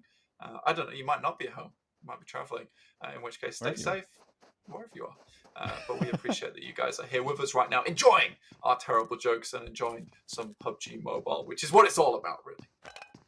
Absolutely. We're going to be still waiting for more conflict to go through, but this is Miramar. This is early doors on the game as well. We're only 6.5 minutes in. You don't expect to see too much action. It's very much a case of grabbing as many vehicles as you can, get a position that you think is going to be leverageable for these next zones as well. As the first, beg your pardon, the first zone is starting to shrink now, about halfway through towards that phase 2. That's so rude. That is so rude that you've done that. When I get voice cracks, I literally go as high pitch as possible. When you get voice cracks, you sound like the Balrog. That is totally an unfair thing that's happened to me. I've been cursed by nature. That's rude. Hey, you know, when you're the Flame of Udun, things just go well for you. What can I say? Well, I know, unless you go against Gandalf, in which case things go very badly for you. Indeed. Eventually, yeah. Eventually, yeah. I haven't seen a Maya just yet. So. Stop it. Get back. No more law. What to the shadows with me? Oh, oh. to the shadows with you. Yeah, Cryptics on the screen. This is a team that actually I felt they did quite well last game. I enjoyed their play. I think that they went from place to place, and despite the fact that they were actually ran into quite a few teams. We've seen this before. We've seen this happen before. We were much more surprised last time. Oh, good. Don't bluff it. Don't bluff it. Come on. Pump it. Pump the gas. Go on, get up there. Get up there. Give it a spin. Go on. He's Galaxy racing up. He's got. Oh, he's having to give it up. No. He's made so much ground. He's trying to go again. It's not quite working. Yeah, I reckon they've patched it out. I reckon they've patched it out. But I feel they've like not they patched really out haven't. fully. It's just like a spike patch. So it's a case of, Yeah. ooh, you're not getting a fear, but you'll get halfway up, but then you'll slip down again. Clever. That squirrels in Clever, my garden with the oil on the rope. Do I do that? What have you been doing to your squirrels, mate? Mate, they get at the bird seed, so you've got to put like oil on the line, and it's funny watching them be unable to climb up the line. It's very vindictive of you, but Galaxy Racer looking to be a bit Eat all the bird vindictive seed. themselves and try and pinch the bird seed, but no. Get away for now. Lord trying to follow it down, trying to follow it through, but RICO Infinity team gonna be all right for now. They're gonna be away by the skin of their teeth. And there's the next circle pop. You can see that in the top right-hand side of your screen right now. And it's going fairly centrally, so away from those Chumasada hills that you said were so deadly earlier. Yeah, absolutely. I think we head up onto this side. There's a little area towards the middle where all the roads meet up. There's a fair few high grounds where you'll probably see teams post up and start taking pot shots at each other from across the way. More a sense of like pressure tactics, really. It's like we're in this position, don't challenge us. We already have this area, and that's what the main thing of Miramar is. It's territory claiming on this map, because if you can hold down a position that you think is going to be strong in the end game, and be able to, chances are you are going to win it out. And I think a lot of times with Miramar, and I said it earlier, you can effectively stay in one spot for a very long time. And a few of the plays on this map are about gambles. And I'll pretty much liken that straight to Picardo, because we've had so many finishes there, where it's a case of, do you go in the city towards Casino, or do you head towards the hillside and try and play in those rocky outcrops? And really, a lot of times, that's a gamble. Sometimes you win on the hillside, sometimes you win in Casino. Actually, you never win in the Casino, guys. But maybe here in PUBG Mobile you do. Maybe. Maybe not, though. Maybe not, though. Equally valid point, right? You know, I know you just went a real spiel about it, but maybe not. No, it's okay. That's all right. It's all right. Just when the fun stops, stop. Exactly. Yeah, exactly. No fun? I feel like an infomercial on these casts today. Do you? Yeah, just throwing out What would you be trying to sell me? tidbits. What are you trying to sell me in your infomercial? I'm not trying to sell you anything. I'm trying to sell you positivity, John. That's Oh, okay. okay. Is that I like all right? it. Okay. I'm like an I'm ad on that board. doesn't sell you anything. And it's like, what just happened? What was I meant to buy? It's like, that's right. I was a bad ad. You're meant to buy into the idea that we're all here for a good time. For a good And time. that's what I'm here for. Yeah. At the moment, triple vibes right now for me. 100%. Right now, my vibes are not unknown. They're very known to all you at home. But it is KURD Triple Esports. We've got a lot of KURDs in this lobby right now, which is nice. Honestly, this is a nice little triple setup we've got going on here, which I might end up being quite the interesting play later on. It seems we have to be quite careful, but honestly, you have these rocks to play around, or pretty much boulders, to be honest with you. And these areas can become quite difficult to leave, but a lot of times they give you a great vantage point towards the early game to look outwards, see where any of the teams are, get yourself a nice long scope on you, and decide where you want to go next. It looks like KURD Squad are taking a bit of fire that way. I think it's unknown that may have taken a couple of shots, maybe Aram instead. We're going to quickly take a look at the map feed, which is beautiful for us, John. Yeah, absolutely. You can see YaLLa there on the northern side of that main road, cutting between the middle, between Montenuevo and San Martin. They were fairly central last time around. NASR taking a fight on the eastern side at the moment, as Vibes, triple Vibes, are going to be going for that little scuffle there. And at the moment, nobody else too close to one another.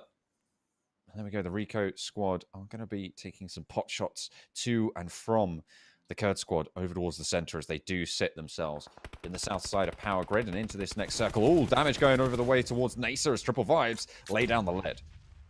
I mean, this fight should have gone extremely well for NASR, but I think they pushed the issue a little bit too far at the moment. One shot, looking over the top side, trying to get some hits off towards them, and now NASR is in a complete different situation. They need to just hunker down now because the blue is pushing Vibes. Hassan and Batika, they're not getting back up again. Nabo and Miracle are going to have to jump up together. Toxins are rushing straight towards your boy's position. Miracle doesn't even know. Has to move around the side. Pushes out to complete open and gets taken apart by the rest of Vibes here. He's going to know about it now. Nabo now trying to get away from it, trying to salvage the poor situation that they found themselves in. Road to Glory also down to 2 from that earlier scuffle with Vibes as well. So 5 kills so far from triple Vibes. Oh yeah, so triple Vibes doing very nicely, and that's not an easy push. I do think that NASR made it a lot easier than it needed to be, because the circle was pressuring triple Vibes, and I think NASR moved into them rather than just chilling over the top of the hillside instead, and then playing off the blue, which is what they really should have done. But you know, if you're feeling it, you're feeling it. We said this about Bandai. If NASR were feeling like they could have taken that fight, then perhaps it's just unfortunate. Triple Vibes were coming off hot off a fight just recently. I believe that was from Road to Glory. And now they hit this fight up with NASR as well. So it just goes well for them. That's depressing. 2 up, 1 down. Nabo trying to find some friends, it seems. He's just trying to play underneath this team that will control a lot of the ground, to be fair.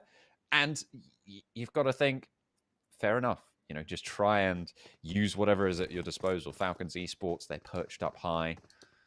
Like the namesake, trying to hunt from the skies. And they might provide some protection, if they're lucky.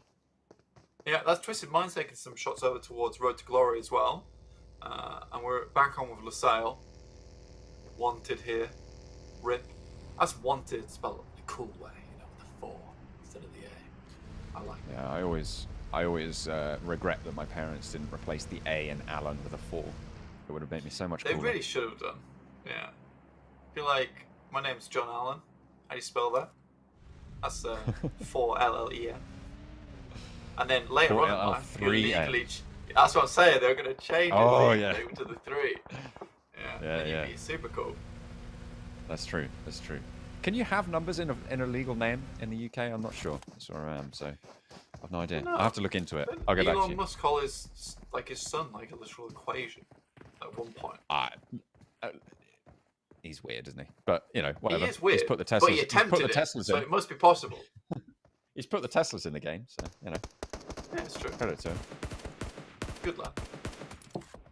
Good lad indeed. Twisted Minds, they take the bum end of the fight there.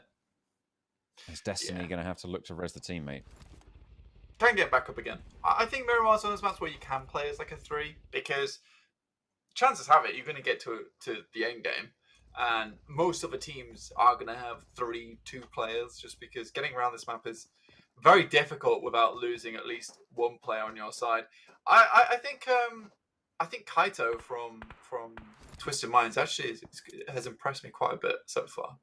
Just watching his play as well, like he's got some really nice reads on when people peek out, and he plays high ground very, very nicely. So I'm excited to see a little bit more from this fella. However, we're back on with them again. They're moving into the circle. They're right on the northeastern edge, so they're looking for a new spot to call home. They are rotating with most of the guys in the car, which is a little bit unfortunate, but that party bus can take a bit of a punishment. a little bit. Has got a decent amount of cover. Not as fast as something like a Buggy, and Marshall uses that speed to his advantage for Cryptics to be able to get into the buildings. Still not in the next circle, though. Have to fire up. He'll fight up against the RICO team. And the shot's looking good there. Goodness me. A lot of damage found over towards Fidan. A lot more as well to boot. And that's not having any luck either. And Cryptics doing well. This is a team that had, I think it was 9 kills in the last game. So they're looking to try and continue that record here on Miramar. As they send out wide, El Chapo breaks out with a UAZ. Fidan not quite fast enough to get the spin on, but the nade over the top might just be able to find something. Stays behind the cover of the tree. The nade not quite going through. Vibes further down the hill there, and Lazy Boy does go down. That's a big boom. And 2 players from Cryptics go up in smoke. That was nasty. And now El Chapo, formerly of Snake Squad, where he was an extreme fragger, has to try and make something happen, but already huge amount of chip damage. Should just be dead now. Spray down around the side. El Chapo over the top finds one, goes down for the trade, and As brains on the top of the hill. But still Marshall to deal with. A heavy fragger in his own right, but he's pinned down. They have to fall away. El Chapo spotted on the hillside. Yeah, there's very little you could do here. Marshall does fall, and it's actually someone else with a third party there to come in and get that final kill. Yeah, more shots coming there too. So Anas actually falls to the ground. Galaxy Racer starting to chime in. I like this. What I was going to talk about earlier was Galaxy Racer's actually positioned on the other side of the road. I thought to myself, you know, during all this chaos, it's the perfect time to get across and into a better position. So beautiful stuff from Galaxy Racer here. Is exactly where I want to see them. Playing around the side. Just trying to gather intel. In the middle, it's KURD 12 Esports. Falcons got taken down from their high perch as Fate Esports meet a similar fate. That's 2 teams now eliminated in quick succession. We're down to 11 left and 39 players alive. KURD 12 Esports moving in to try and get these reses as Reva starts to channel. Now they're going to have to try and move on a little bit further forwards as well. Got Kapiaxi on the wings, just waiting for an opportunity to strike. It's going to be a hard position to play now. I think YaLLa, although they have the circle, you know, Power Grid's a really awkward like playing ground, really, because there are so many areas where a single player or a couple of players can sneak in, find their way towards a couple of flanks that you weren't expecting. So if I'm YaLLa, I'm just thinking about how I'm going to post up here, because they've got a lot of time to figure out where they want to play within Power Grid. I think that right now a lot of these other teams need to figure out how they're going to cover up this to get into a position where they can play for the rest of the game. Alright, already moving out, and KURD trying to skirt around the side. Unknown takes a heavy lick of damage there. Not happy about that one bit. Just has to head away. Oh dear. Triple Vibes eliminated around the hillside as RICO Infinity team able to get the bead on the rotating UAZ, already up in flames. Precarious to say the least. YaLLa sitting pretty right now at the top side of Power Grid. Goodness me. GXR, Galaxy Racer, looking to try and contend with RICO now around the side. Just pot shots going through, no full frontal assaults just yet. A lot of, as you said, covert ops starting to be initiated to try and sneak the ways through the cracks around the Power Grid. I like this. So if you look at Galaxy Racer's position just on the minimap, you can see them scouting off towards the east and the west from their 2 backside players, as well as these 2 guys on the front just looking downwards this hill, just making sure there's no one around them right now. They want to clear out this entire spot. It's unfortunate. Straight down. Unknown hits a nice shot, finally backwards. I feel like Unknown's been taking hits this entire game, so it was high time that he shot one back at someone. Hey, there's KURD 12 Esports right next to Twisted Minds. At the moment, Twisted Minds, they're starting to pump up those kills. Look at that, 4 to be found, and looking for more as well. Make that 5. As they're able to eliminate ABIAH Esports as well into the Power Grid. Starting to get a little bit more compound base now for the combat. Moving on forwards. iKURD Triple Esports. Last player standing is Rawan. Spots aimbot, but ducks behind the banks just in time. Has to move on through, and Rawan missed the opportunity there. KURD squad should have been able to hear Rawan as well. Actually, Rowan able to strike. I said he missed the opportunity, but another one presents itself, and this time he is going to be a little bit more on the ball. Smoke to be dropped to move them forwards, and the circle's not kind. Everybody has to leave. Rowan spotted as J9 takes down that snake in the grass. Yeah, I mean, I don't think Rowan was entirely aware that anyone was behind him as he tries to run across in full line of sight of 4 players. YaLLa actually headed up towards the north side of Power Grid here, which is really good in my opinion because it's where it starts to kind of filter out. So you just get this very, very small funnel towards the end where they can kind of collect players coming through Power Grid into kind of their line of sights. I think now they have a good opportunity to move out. But again, Galaxy Racers, they've done so much. They spent so much time like clearing their angles on this side of the map. They should play this out very well. So I would hope that they know that Lusail is up towards their northeast side and can play off the back of that. We've gone up. YaLLa's compound finally started to get breached there, but it's such a difficult push. That's what you were worried about, Blankers Lusail, on that northern edge. They might have been aware of it, but they still were open to the broadside, and it's very difficult to mount a hill when someone's at your back.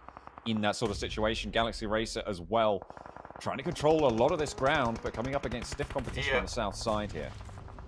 This is what we were talking about before. They need to consolidate now. Pick one spot, play in it. This is not the time to continue clearing these angles. I think that they mistake how well it goes in the mid game for how well it should go in the end game. You need to change the play style the further you get into the game. And right now it's about team play. And Lusail's taking some good shots up there. You can see YaLLa, they had a big split in Power Grid. Now they're completely together. They're fighting for position within this circle, which is so small now. YaLLa really playing spoiler, the stopgap between these two squads. Lusail and Twisted Mind's really going to have to duke it out in the open ground. Boyka, dips back behind. Naturally, Salam does go down, get flushed, and Wanted gets knocked out as well. Goes low and gets taken out to boot. Twisted Minds stay alive for now. Lusail down to Boyka. Yeah, this is good from Galaxy Racer. They got rid of Lusail. They understood the position. They've come back together now. They're playing that team game. This is very, very good. There is absolutely no one on their side of the map. Practically everyone's playing out from the outside of Power Grid. They all predicted would be there. Galaxy Racer on the side of the road.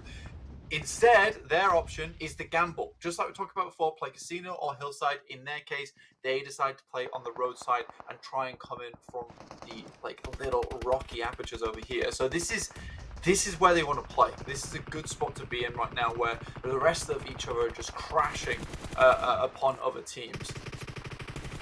Well, there's Lusail going down. Twisted Minds were out in the midst of it as well, as YaLLa now looking to try and move on forwards. They have to leave that building and make the break across the open ground. They've got the high ground cover, but it's still not easy.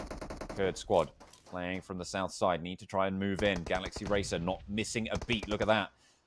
Amodi able to already send all the way to the other side of the circle to play that point guard, and KURD 12 Esports trying to spoil over towards YaLLa Esports. And it looks like a lot of work's been done on that front, but they're both going to need to move, and they're both going to need to move soon.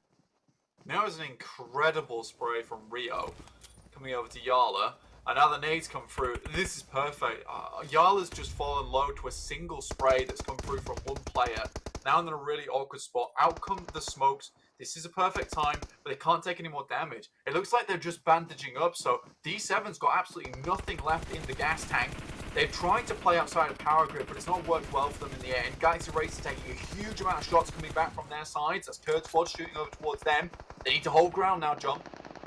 Goodness me, YaLLa able to get all 4 over the lip, looking to res as the fight rages on. Galaxy Racer taking a lot of damage. KURD 12 Esports as well, looking to try and punish YaLLa as they move on through. 3 players down for YaLLa, only 1 alive. KURD squad trying to move through. Galaxy Racer going low, going down. As time and time again they step up, but can't quite find the fight they were looking for. Rio, they had some shots earlier, but not this time around. Bandar again, last standing for YaLLa. Around the side, it's River, and they will finally find the final kill over towards YaLLa Esports as they eliminate them. KURD 12 Esports stay alive, and all 4 of them to boot. There's an unfortunate situation there from YaLLa. They had such a good spot in Power Grid. Circle moves away from them. They're not able to make it out. Perhaps they should have started throwing the smokes a little bit earlier, but KURD 12 make a real absolute show of that situation where they were stuck within that little Power Grid on their side of the map. Now it's Hamodi from Galaxy Racer still down. KURD squad they're out in the open. Vault takes a huge amount of damage there, will go down, and quickly there is a trade from J9. This guy still putting up the numbers. Over the top, KURD 12 Esports. This is just a sinkhole for nades, for utility, for anything that does damage. It's just going to find your way in. It's so difficult for Lord to be playing in this spot, but somehow he's shimmied around the damage and stayed alive for now. As Rio does go down, yet again, J9 able to find those shots that they were looking for. 3 teams now left standing, blank. 3 players alive for K12 Esports, but they're down 1 on the ground as the player remaining coming through from Galaxy Racer does get eliminated in 3rd place. Now, KURD 12 Esports, they're looking to go good in this game. It looked a little bit lucky last time around, but they fought their way through this time. Looks like they might go down in 2nd as KURD Squad wrap around the side. Now, Galaxy Racer, hang on a minute. They didn't go down in 3rd. There was a player waiting in the wings the whole time.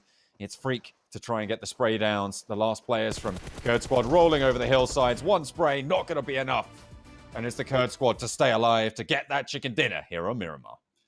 Good stuff there from Galaxy Racer, honestly, to close out that 2nd place. But, you know, it's that old guard versus the new, with KURD Squad versus K12. Honestly, K12 have been playing really nice. I think one of the biggest players on that team it's Rio. That guy has a nutty spray on him. So accurate, so clean. Like, I don't think I could do better. I know I can't do better. That guy is really good, honestly. I think that he performed fantastically in that moment. And I think when you're each assigned your little duties in that situation where you're playing like a little cube area where you all need to hold each side of the corners, when it's Rio and you spot a 4-man team, it's very hard to have that confidence be like, I'm going to go for the 4-man spray down and hit 3 out of 4. That basically sealed the fate there for YaLLa Esports. They had to make a move, and sadly, it's Rio just had the number. Yeah, absolutely. Let's take a look at the standings to talk about those numbers that were had in that last game. A little bit more balanced than the first game. KURD Squad on 29. KURD 12 Esports with another great entry there. 22 points on the board. Galaxy Racer with 20 to pick up the pieces from their hillside performance last time as well. Yeah, I think Galaxy Racer could have made a much further on Erangel in that last map. This time, they definitely change up the playstyle because, like we said, need to consolidate sooner. That they do. It's much better in that situation. I do think that the team fighting is a little bit weak though from this team. I think it could be a little bit better. I think that the actual rotations themselves are nice, and the way that they clear their angles is good as well. They did a fantastic job to clear out Lusail, who got caught up in a crossfire, and Galaxy Racer just completely capitalized on that. 2nd page here, not many points at all. A lot of the points were gathered up by those teams on that 1st page, which is very classic of Miramar, John, to be honest with you. You have these teams who have good positions, and then you have these teams who just fall out on the edges. Yeah, notably that NASR, the team that you again were singing the praises of on that 0-point mark. Let's take a look at the MVPs who were able to get a lot more than 0 points for their team this time around. We're going to be looking at J9 from KURD Squad. 7 kills. Goodness me. Great stuff. But look at that. 2 entries for K12. Oh, yeah, and I think for J9, this guy has been performing fantastically well. Just from that Erangel match alone that we just saw, where, you know, he held out the entirety of NASR, and now he's had a teammates back. He's able to put up 7 kills, 867 damage. That's great conversion rates from him. Tiger on K12, though, 980, so really putting the hurt on a lot of teams here, trying to make their way in, which is what gave them so much of that breathing room to begin with to play there, as well as aimbot with the 6. Hey, look at that! It's the KURD top 3 there for the MVP. All of them from a team with KURD in the name. Goodness me, good stuff coming through from the top players there. Absolutely. Well, let's take a look at some of the overall rankings now as they fall for this first Super Weekend. We're going to be looking at Twisted Minds maintaining that lead, but up into 2nd off the back of that win. It's going to be KURD Squad overtaking KURD 12 Esports 39-38. I know we really see how important that play from J9 was on Erangel, actually, because if it wasn't for him, there would be nowhere near this 2nd place that they currently have with just the 1 chicken dinner. KURD 12, K12, obviously 2 matches played, 0 chicken dinners, but happily in that 3rd place with 2 fantastic games. I think there was a 2nd place and a 3rd place that they just gave up. Galaxy Racer just slipping in at 4th, so Galaxy Racer still keeping it up despite some slightly strange plays, as well as like what I would call fairly weak team fighting. I think they can improve. Right now, there are a lot of positives for this team, though. Yeah, absolutely. Cryptics there, they had a decent first game, but they sort of let it slip just a little bit towards this next one around. Teams that we wouldn't expect to see on the second page, I think notably, as I said before, and I promise I won't be so mean about them constantly, but it is NASR there. I mean, it's notable, right? This is a team that we expected to do a lot more here. Oh yeah, it is notable. I haven't noted it down right now. It's only 2 games, right? It's only 2 games though, and in 2 games they got 5 points. It's only 2 games. Exactly. Well, we'll see what more they can get done over the rest of the games today. There's plenty of time to warm up. I mean, we've even seen it from I think it was it YaLLa who had some games that weren't super strong on their roster. I mean, there was a 14th and a 15th during their league play. So fair enough. You know, it's not always going to be sunshine and rainbows when you're sat vying for those top spots. But we're going to be going to a short break. When we come back, it'll be map number 3, Blank. I'm excited. I hope you guys at home are excited as well. And I hope Blank's excited. I won't ask him, though, because we're going to go to some break. And when we come back, game number 3.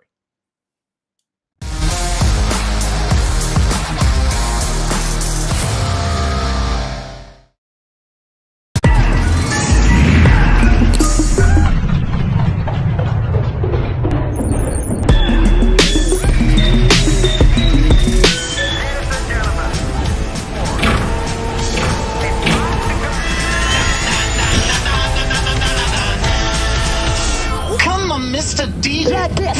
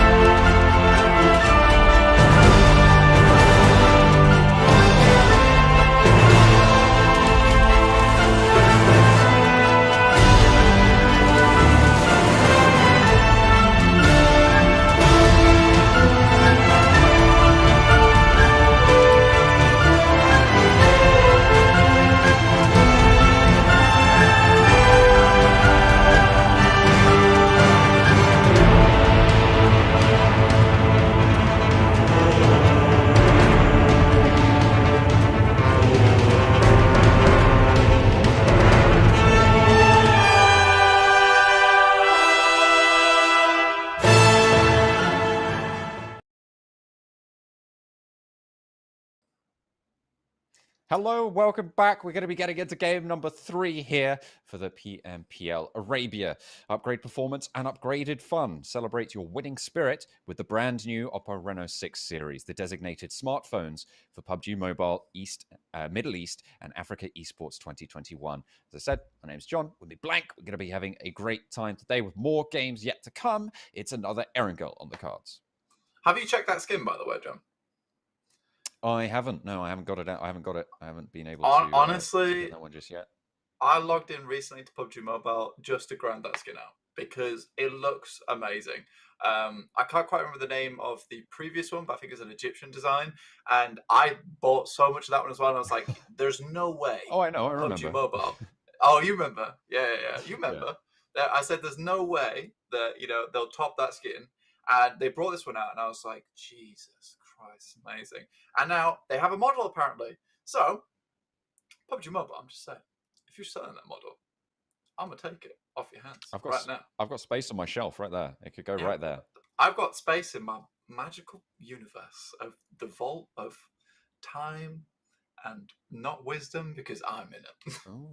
Oh. And of course, you are holding all the wisdom within you, so it's not in the within my mind, of course. Yeah. Not in the space, got not in the area. Makes a lot of sense. Makes a lot of sense. Yeah, fair enough. Well, we're going to be getting into game pretty shortly here, Blank. Are you expecting any sort of big changes coming through for Erangel, or do you think it's going to be a little bit more just by the book and sort of back to what you were seeing in that first game? I think we'll be back to basics, honestly. For these next few games as well, particularly, I don't think we're going to really have a change of like who's on top, to be honest. We might see some wildcard variations in terms of the teams towards the top, maybe. But with these specific teams towards the top side, like Galaxy Racer, K12, KURD Squad, as well as Twisted Minds, YaLLa as well, who are being very consistent. I think these are kind of those 5 teams I'm looking at to continue having a great performance today. You come into this one and you have 2 teams or these specific teams at the top here doing so well. Like, there's rarely many times where they're going to fall off. They're so warmed up. They're so fired up coming to the first Super Week, and everyone else is trying to figure out what's going on. I think a lot of the variations in terms of teams doing well is going to happen tomorrow, when people can kind of reflect and collect what's happened during today and then figure out how they're going to counter it. But right now, I think those are the 5 teams I'm expecting to continue doing well today, especially coming back to Erangel. You know that KURD Squad are going to have a good time. K12 going to have a good time. Twisted Minds as well. Yeah, that's what you're going to be looking for, having a good time. And we talked about it a little bit before. We're going to be continuing that motif moving forward. So, looking a little bit more back to basics, as you sort of said at the start of that game. Yeah. Maybe a little bit of different shift. I mean, I don't expect we'll see some great changes in terms of drop locations moving forwards. And to be fair, there wasn't really too many hot drops coming through over on Erangel, so I think we should. No, we had a really slow Erangel start, didn't we? Actually, I think it was 10 minutes the first knock came through. So I think most people are pretty happy to set up. I think that NASR were taking a lot of space, which perhaps shouldn't have been afforded to them so much, especially taking school and apartment. That's crazy in my opinion. So I think perhaps some of this space is going to start to be contested a little bit more. But we are now getting straight into Erangel. It is match number 3 of the day, of the first Super Weekend. Already we got a dropper coming straight out of the plane. Goodness me, all the way down straight away, no hanging about in sight onto Severny, I believe that is, right at the top there. A couple of early drops. It looks like the plane from the northeast going to be sending down all the way to Primorsk as they make their way down. You can see that one start to spread out there. So our top 5 fraggers here, as well as the top side. This is recorded by damage totals right now. So obviously Tiger here with his 1600 damage. This guy is just taking pot shots. Absolutely everybody is currently at the top. But look at that, J9 with 11 kills. Great conversion on the 1277 damage he's put through this game. KURD Squad is happy to have him on the team. Blessed to have him on the team, in fact. Yeah, certainly should be pretty pleased with themselves at the moment. In that second place, 39 points for KURD Squad. Wow, okay. A pretty far south shift encompassing the entire of Sosnovka military base. And potentially a military circle, although it's still looking a little bit unlikely there. I won't call it just yet, but it's potential. Yeah, we've had some first circles where it's directly on Sosnovka military base, and you can kind of be like, actually, yes, this is exactly where it will be going. But in this situation, there's a chance. So I think K12 is dropping around very here at the moment. So they have some great locations to actually transfer over to South African military base in the occurrence. So we do head down here. But most teams are actually switching up a little bit. You got Lusail heading up to Georgia Pole, so they'll be challenging up towards YaLLa's position. You've got ABIAH as well as Vibes in the current same area. So a bit more hot dropping here. And like we said, we wanted to see a few more teams taking some space that maybe wasn't allocated to them before, or they got a little bit too freely, which is nice to see. And ABIAH is just making a mad dash right now. YaLLa, really, getting his welly on right now, trying to move across this side of Gaka. Azrael currently moving through for the triple vibes. Not quite getting the spots on just yet. One spot short of a leopard as the nade goes over the top there, and that's going to give the game away in terms of presence as it gets delivered over towards the side. Shots coming on through, and that's actually triple vibes with an off angle there from Frema. Able to do a lot. Azrael looking for more as well, and the dash across the open field spotted by Frema. That's going to give the heads up to one shot waiting in the wings. And the backstop from Azrael doing wonders in the compound. ABIAH really starting to come apart here under the pressure as triple vibes continue to move forwards. Two players standing, one flushed as well. They're able to find one shot, but around the side, Frema looking to try and save the day. Aziz does look for the flush and is going to be able to pick it up. One shot goes down and out. Three players now, four vibes. Triple vibes, triple players, two players to contend with. As the flush goes through, YaLLa wanged away. And that's a reference that only 3 people in the world will get. I played YaLLa Wang competitive. I know you did. I know you did. You're one of those 3. I'm one of those 3.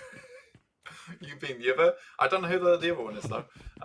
Hood was running with 2 shotguns, so it's only certain that he would go down quite quickly. Vibes have actually run this fight with fairly good gear. I think this is just a case of ABIAH just having complete rubbish on the ground to work with. Now Frema's moving in with the AKM. Toxin moves around the sides. A perfect pinch. Down goes the final player of ABIAH. So that will be a nice beginning of the game to triple vibes there. Being quite an aggressive team we've seen before, taking some really good fights. I think this is a team that a lot of players from this lobby can learn from. They've got some great team fighting capabilities. I think sometimes their rotations are a little bit off, but when it comes to a fight, they can kind of brute force their way through. K12 just getting out of dodge from this situation. It's Rio looking like the angelic little character here, but he will need a guardian angel in this situation, who comes in the form of Reaver. Yeah, just hops in the buggy, covered in graffiti, just gets out of dodge. We're going to try and save the day. We'll be getting away from the rest of the squad. Not too much loot found there as well, so a little bit slow potentially on the start. Is that a little monster there on the side of the... that was Godzilla. Oh, okay. Fair enough. Yeah. Fair enough. Yeah. So, added to the game for a little bit beforehand. I think we're going to get a quick little replay here, which was nice shots coming through from Aziz, but honestly, it's not enough for ABIAH in this situation. Quickly, Vibes just turn the tables. I feel like One Shot didn't need to go down there. I feel like that was a challenge that One Shot chose to take. They had control of that line of fire, and Frema wasn't quite in the position to get the refrag instantly. I feel like you wait 5 seconds and you go for that fight then. It felt a little bit impatient there from One Shot. Yeah, I'll agree with that. I think that with the way that ABIAH was playing, you can tell they're kind of scared that they weren't comfortable with that fight. They weren't ready for it. So it just makes sense in that situation that, a triple can play a little bit slower until the position where they've got everyone locked down in a certain building. Sure, it put themselves in a 3v2 situation where they can start throwing the nades in. But I think you are right. It would have been nicer for Vibes to have 4 players coming towards the end of the game, especially when we saw K12 actually lose up specifically because they only had 3 players, whereas Twisted Vibes were able to play with the 4. Triple Vibes playing with those 3, as you say. Oh, watch out for the haystacks. They always catch me, to be fair, on those crossings. Everyone trying to make them. Just the nose goes straight up in the air and you feel like a right mug. You do, and you're pressing the reverse, you're not going anywhere, you've got hay bales stuck in your axles. It's terrible, it's not good, you don't like it, but Toxin has learned his lesson, and he's it looks like he's ever aware of all of these little obstacles in his path. It's the thing though for Gekka feels a lot of times you're like, I can just go straight through, and it's like, no, there is also obstacles, unfortunately. Whoever did that. Leave Goodness me alone. Stop Let chasing it me. go by. Ragnarok. Not letting things lie. No sleeping dogs here. All wide awake. But at the moment, Triple Vibes probably have the better end of this fight. As Forever takes the challenge over the hillside. Goes low, doesn't go down. Toxin has hopped out, but that's the roll down. Goodness me. No quarter given, but Toxin from the side.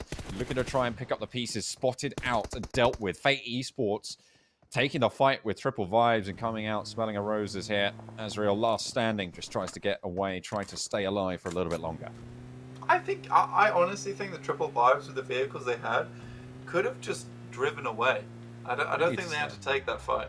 I think this is the problem: is that Triple Vibes, yes, they're good at team fighting. They've got good gun skill, but they take way too many fights that they don't need to. Like, I think that you need to focus a little bit more on your rotations, where you are on the map. I think if they can, I think that's one thing I've always said is that if you can fix the rotations, that's quite an easy thing to do because it's just a lot of theory crafting. Really, at the end of the day, it's gun skill and being able to fight under pressure in those situations, which is very hard to teach. It's a lot of intuition. So I think Vibes could be a really good team if they just fix that essentially. I mean, they're already doing pretty well. They seem to have been a name that's no, John. The tip of our tongues a couple of times so far. They need to do They're better. sort of still within the middle of the pack, potentially. Certainly not able to step right up to the top with the Twisted Minds, but for now, I have to bide their time. So YaLLa safely maneuvered their way out of Georgia Paul.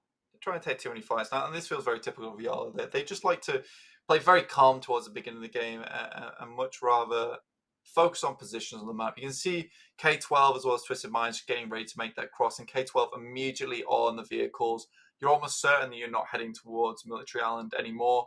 So you want to find a little bit better position, but Fate are just really crunching down onto them. So they're making some very fast rotations at the moment. Lusail still coming in from that top side. KURD squad dropped in Severny. They've swept all the way underneath Stalber and are heading past Mansion. So there is availability for them to get into the circle, but they will be held out a little bit by R8 as well as Falcon. RTG, they're taking quite a while to get away from this 2-2 split from the Povka as well as Multipower. And I think the strength of taking a 2-2 split towards these areas is looting speed and being able to rotate quicker. So rotating at this time, I don't know, man. It feels a bit off to me. Fate going towards the peninsula there, right on the south side, getting some decent ground around the cliffside. And given that there's probably not going to be too many players on Military Island, it's a fairly secure position to be taking up there. The rest of the teams on the south point of Pachinki, going to be difficult to struggle for the spots here. At the moment, NASR, they haven't had the greatest of luck, but they're looking to try and gain some ground at this stage. KURD here. Helmend, just trying to find players around this area. Like I said, NASR off in the distance there. This is a good spot to play in as well, in my opinion. It's a great spot just to drop up and have a look over the side of these hills, figure out where the other players currently are at. If you're looking up towards TI KURD, like, it's a little bit difficult for you because you don't quite have that high ground, so you just kind of have to assume that there's going to be a team up on that side and play from there. So they're most likely going to head off this way. So just like I was saying, like they're not going to head up to this side of the building just because they don't have any information on it. They have all the information off to that side of the map, so that's where they're going to head next. It's just a case of just bouncing from point to point, scouting, and then moving. And I like that from NASR. I just think that, you know, that gun skill could just be a little bit improved. Just a little bit of polish needed, potentially. YaLLa Esports trying to take a fight here with Galaxy Racer. Bando around the edge, staying behind the ridgeline, and spotted out another player from Galaxy Racer, but not going to be able to land those shots just yet. Galaxy Racer fairly spread. You said you wanted maybe a little bit more confidence in these team fights from them. Well, YaLLa's a pretty good test of that. They're able to beat it out here. Might come back to roost in terms of the points, but it's a tall order. Yeah, I mean, these guys with the binoculars on, Galaxy Racers, just are a top tier team when it comes to checking out where they need to go next, clearing all the angles. It's nice, but I think with all that information that they have, they can then just set up for fights. I think that there was that position last time on Miramar where they knew exactly where Lusail was, and instead of heading down towards the southwest side and heading away from that team, with all that information, set yourself up to have a crossfire, set yourself up in a line of fire, and try and take the fight with them instead. This time, though, Galaxy Racer, like you said, they're up against YaLLa Esports for the time being, and that really is like a test of fate here, whether Galaxy Racer can continue in this game of Erangel, or are they just going to dip? And I think it's two very passive teams looking at one another, and most likely they are just going to separate and try and play for an ending here. Circle centers up right towards that little edge of the map here. Sharkfin's not in it where RTG are currently playing. They want to get through farm, but it's 4 teams here. So certainly there's going to be a little bit of a scuffle on this side of the map. Yeah, Fate moving early has netted them a great result here on that little peninsula, on that outcrop on the south edge of the main island. Galaxy Racers still at loggerheads, but not willing to pull the trigger on the fight. It looks like YaLLa might make that choice for them. They've actually set up a flank for Galaxy Racer, so maybe they're just waiting to get into the best spot for it. But nades flying either way, and they're finally going to start to strike. Bandai hits the deck and will get the knock there for Galaxy Racer. Freak with nade in hand. They know the position of Bandai. Now Galaxy Racer can start to spill around the side here, but powerful off on the far off angle there for YaLLa Esports might prove to be difficult. Spray down coming through, powerful with one. Freak gets away. Ralph not so lucky. Now it's 1-for-1 so far, but Bandai has already been flushed, which puts it at 2-3 in terms of the total standings between these two teams. I think that's one thing that we've seen from Galaxy Racer before, specifically on that first Erangel map, which is just placing players in positions where they can get caught off guard as soon as they get that first knock. A lot of caution just goes to the wind here. So Yusef moves up, Lord takes a heavy amount of damage, just about gets away, and that's the perfect time for it. This is the worst time for anyone to go down, especially whilst you still got, I think that's Radus over there still trying to heal up. If you get one more knock, this fight just goes down the drain, and you're back for loggerheads. So YaLLa, they're looking like they're going to try and get out of there, but Powerful get absolutely nailed by a beautiful spray from Hamodi. Just gets away from it. Road to Glory taking on KURD squad now. Over in the garages. A nade placed nicely for KURD squad.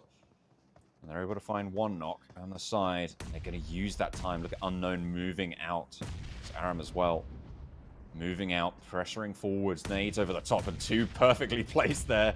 Stop that dead at its tracks. Speaking of dead, a nice nade through the window and a second to follow. Zuxi low. And now KURD squad try to move in for the flush. Madlol tries to cover the crossing, but can't quite find the knock onto J9. Unknown looks for the res over onto Aram, and all 4 of the KURD squad still alive. Zuxi gets knocked, gets flushed. And now it's just Madlol waiting for the players to move on in. Road to Glory might stop short here. As J9 cooks up the nade. Yeah, there's no way the Madlog gets out of this one. Nade up topside. Really what they're trying to do now is just clear him out that second floor. It's very difficult to deal with a player who's up here because he can fight you down the stairs. Immediately those damage numbers come through. Madlog has to head back up again. Another nade goes up topside. He's trying to deal with this as best they can, but really it's a matter of time. I think you just rush him at this point though, John. I think you're using a lot of ordnance, which should be very useful for late game. Instead, just like go for a trade and just use meds instead. I think great grenades are far more important. Potentially. I mean, it depends how much they have in supply. Madlol, last stand, but can't really find too much at all. Yeah, they are going to just send straight on through. I think they used a total of about 6 or 7 grenades there. We'll see if that comes back to bite them. Yeah, I don't think that was worth it. But what I will say is that, you know, you were talking about Miramar with one shot. And his aggression, how it came back to bite him, where I think it was the beginning of this game, in fact, where it was just a play that he didn't need to make in that situation. This, on the other hand, from Unknown, it is a classic case of calculated aggression. The reason he pushes out to that side of the compound is because he wants to keep those players within the buildings for as long as possible so the rest of his team can set up their grenades. It doesn't matter if he goes down in that situation as long as he keeps them all locked in there at that time. Because if he can get picked up as soon as those nades go through, he just doesn't want them retreating out of the left side of the house. So really well played to Unknown there. J9 certainly know how to lock a fight down. And the crossing just not covered off as well. I mean, you need to be getting one knock there, and it just didn't quite pan out on that way. But fair enough. You're coming up against that sort of stiff competition. It's not the easiest thing to do. Twisted Minds and Lusail coming into contact as Galaxy Racer with all 4 alive, remember, after their scuffle with YaLLa, who did, in the meantime, get eliminated, by the way. All 4 of them stayed alive, but now they've got to move through. Guarding out the back, they found the Cryptics. Trying to stab through. Lord, a little bit further away with Freak and not quite getting into the car that early in the blue, and they'll sell down the side there. Try and use this ridge line. Good line to find. Yeah, Modi within the smoke there. Great finish though. And Lazy Boy just not able to get that shot through into Hamodi himself. Quick heal up. Radufno needs to do the same, and Cryptic caught on the other side of this road outside the circle. So a nice little flip here, and Senke takes down through the smoke. Hamodi is absolutely on a rampage here, John. Jeez, okay, fair enough. Laying down the damage, stopping Cryptics from moving, forcing them to play with the blue at the back. Not ideal. They're looking for these reses, they're looking for these first aids to try and stay healthy. But their vehicles are going up in smoke, and they're going to really struggle to move as a unit here. Might have to all jump in the same, but with another knock, that might just seal the deal. Cryptics down to 1. It's just Lazy Boy out and hits the deck. It's zone 4, so this is going to start to tickle on the health bars, and that's going to be it. Galaxy Racer with a great edge guard on Cryptics. Yeah, that was sick from Galaxy Racer. I really like that. They do have to worry about KURD, who are off in the wings there, but it's only 2 players who have to regroup again. We're watching Fate on our screens versus Lusail. This is that big fight that we predicted over on the eastern side of the map. Great shots coming through from Unknown from the KURD squad, starting to step up. Right now, there's a couple of players from KURD squad underneath the ridge side at the moment. The rest of the players trying to move in as quickly as possible to support. Salam, quite unhappy behind this vehicle, and just gets overwhelmed. Ooh. Yeah, moving straight on through. KURD squad, they try and crash. Lusail able to hold with the 2 players behind the ridge line. And KURD squad really trapped at this point. There's no real movements that they can make that won't be spotted, that won't be known, and the nades start to roll downhill as well. They won't gather any moss, but they might gather a couple of points. As Fate just tries to move through eponymously, putting an end to this fight. It's an awkward position for KURD squad here as they try and help the boys. I mean, it's a 3-way fight, and KURD squad being the last member to join, and Lusail as well as Fate have already posted up in some strong positions. Fate obviously has the best of everyone at the moment and is really just playing that third party, waiting for these fights to conclude down below. Viz4 does take a knock though. I'm not sure who that was from. It was Destiny. I'm not sure which team that came across from those. So other eyes are watching currently, John. Certainly paying attention. They're going to have to move out west, though. The circle will start to move. You can see Fate leaving well alone. Lusail, all 4 of them are actually alive. In the midst of it all, they have stayed through and thorough. They'll have to make that move as well. You can see the first forward position coming through from Wanted. Trying to contend with Twisted Minds, who've been in this position for quite a while. Galaxy Racer as well with some sightlines, but not many knocks to show for it. Yeah, Galaxy Racers are really just running through on this northwest side of the map at the moment. KURD did have a compound, but they have to leave it. But this is a big fight right now between NASR.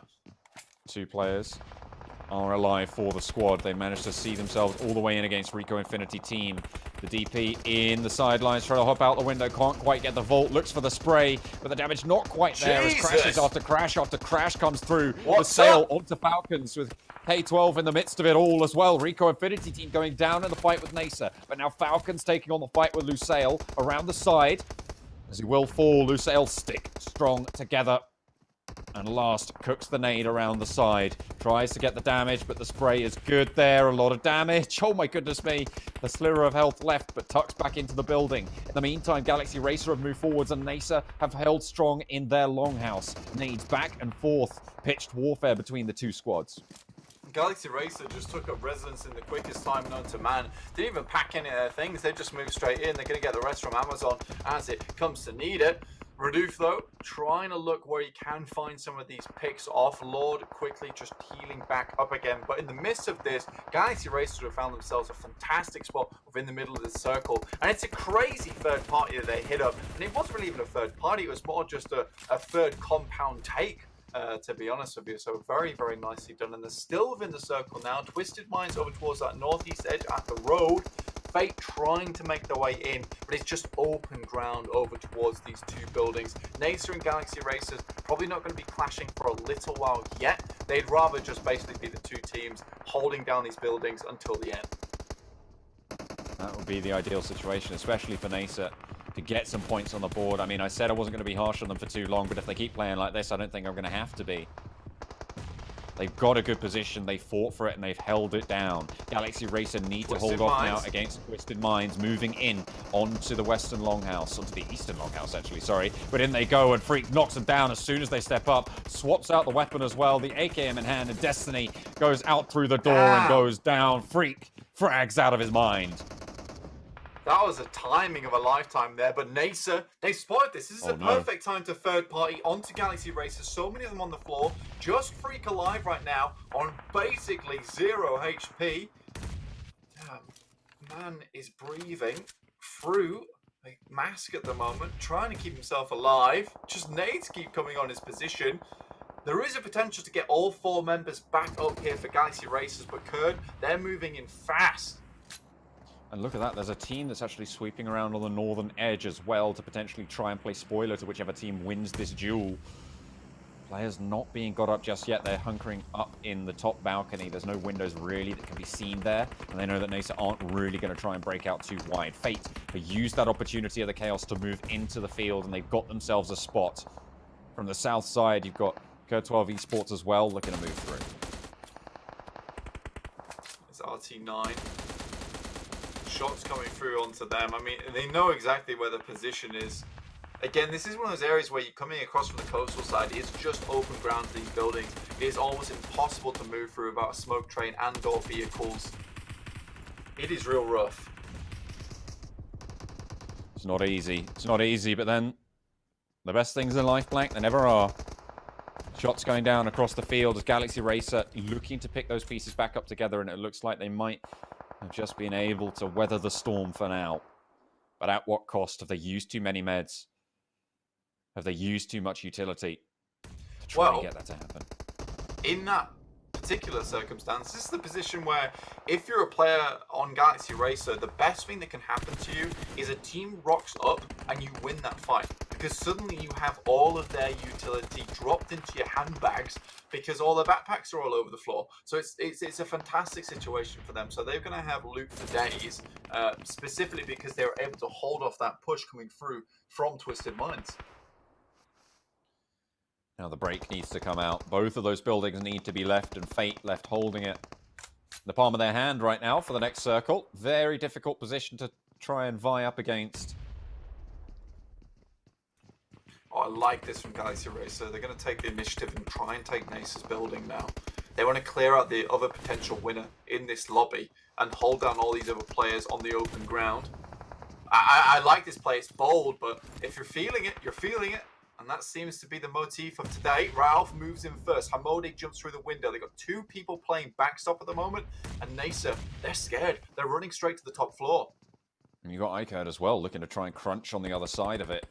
Very difficult to escape at this point. The smoke's down, giving temporary cover, but how long is that going to last? Hamodi around the side, looking to try and control the window jump.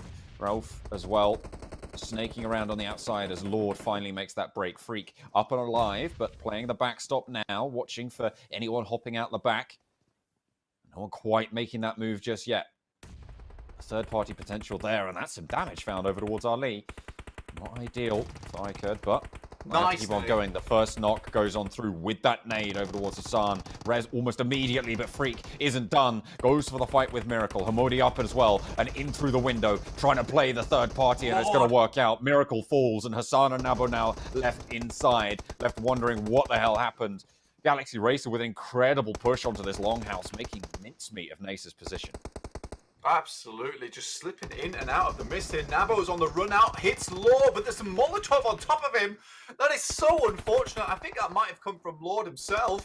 Was trying to Molotov the top floor, but instead he's like, you know, you're going to jump on top of me, I'll molly both of us. I will do it. 16 kills for Galaxy Racer right now, Blank. There's plenty more left in the lobby. If they can stay alive, there's potential here. Real Tiger 9 getting eliminated now. Racer down to 2. iKURD, 4 kills, 3 players alive. They're on the northwestern side, and they've been playing on the outskirts of those 2 buildings. But finally, this outside position's going to work. Galaxy Racer do fall down, but with 26 points, that's a pretty hefty point total to get done. And if iKURD actually take it, I think this might be the case that Galaxy Racer have the top score here. Has to wait and see, though. I think for Galaxy Racer, this is a real good turn of events for them, because it is an exponential improvement that we've seen from the past 3 games for them. So really well done to Galaxy Racer in this specific Erangel. Changed up a lot over the past literal hour and a half of gameplay. Beautiful stuff. And now Fate, with that really nice fast rotation at the beginning of the game, might have secured themselves a little bit of position here. It is a 3v3, so anything can happen in this situation. Slowly getting towards one another. It really depends on who's used the most utility. And I think it will be KURD in this situation, just because of the amount of smokes they had to use, the amount of nades they had to use to secure that outside position of the longhouse. And in fact, it's actually, I think if my maths is right, it's guaranteed that Galaxy Racer are going to have the top score here. Even if Fate get all 3 kills, they would be up on 25 points. So Galaxy Racer with a stonking performance into this one. But now we're in the open field. And actually, iKURD, wow, okay, they're just going to step up and frag out. Fate go down. And from the western edge of the longhouses, it's iKURD to win it out. Yeah, that is a really waiting for the win to come straight into your hands. But very nice cleanup at the end there. I mean, I didn't expect that to happen. It was almost as if they were like 3, 2, 1. Okay, kill them all now. Kill them all now. Thank you. I mean, that's what you want. We can get on with our day now. Thank you very much. But we are going to go quickly to the overall rankings now, John, and check out how those scores landed up. For the match rankings, yes, there you go. Galaxy Racer at the top, 26 points. 3rd place, 1st place on the points, so it doesn't even matter. They will lose out on that $1 grand chicken dinner prize. Of course, that will go to iKURD PMPL Esports, but they should be pretty chuffed with that to get those points on the board. Yeah, well, they may not have got that $1 grand, but they will be feeling grand after this match, because I think that this has been a really nice turn of events for Galaxy Racer. They took a lot of fights very smartly, and I think it kind of was just that one fight they took with YaLLa, where they had that off angle take down Rauf, and it went terribly for them. And they were like, you know, we need to be taking much more advantage of speed, of aggression, of literally being cautious about our aggression as well. And that literal mentality expanded throughout the rest of the game. So really good stuff for them. And you've got to love that take in the midst of 3 other teams fighting. Immediately see an opportunity. They take Longhouse, move in, get the smokes down, and they're good to go after that. After battling off Twisted Minds, which is by no means an easy team to take down. No, absolutely. And Twisted Minds go down with 3. YaLLa go down with 0. It's a little bit topsy-turvy there. Let's take a look at our MVP rankings for that last game.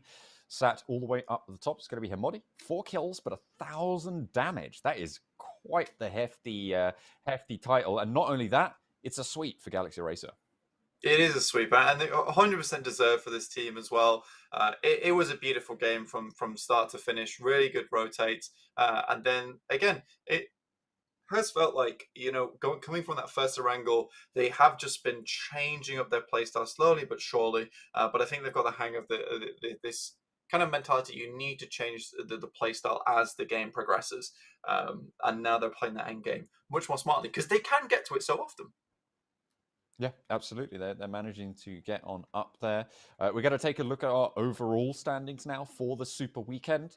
After 3 matches of gameplay, the top spot has been taken. It's Galaxy Racer to jump all the way on up there. Goodness me, 56 points in 3 games. You got to be pretty happy with that. Twisted Minds, not too far off. KURD Squad and KURD 12 Esports, both very close. But after that, there's a bit of a desert in terms of the rankings there. 5th place, 27 points. That's a gap of what? 16 points.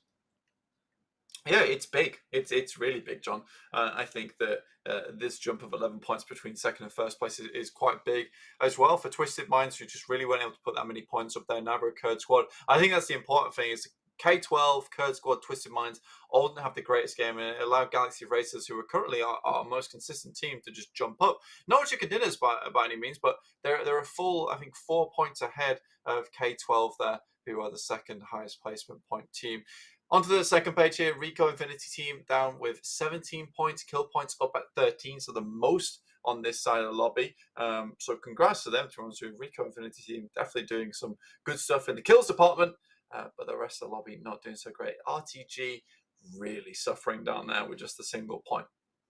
Yeah, I need to step it up just a little bit. Of course, it's not only about this Super Weekend, it's about all the Super Weekends to come, because you need to be in that top 16 bracket out of all of the teams who play in a Super Weekend in order to qualify for the finals later on. It's so crucial to be able to get there, because that's where you get the points that you need to get further towards that PMGC spot. So if you aren't going to get there, it might just be the end of the road for this season of PUBG Mobile. But we're going to go to a short break.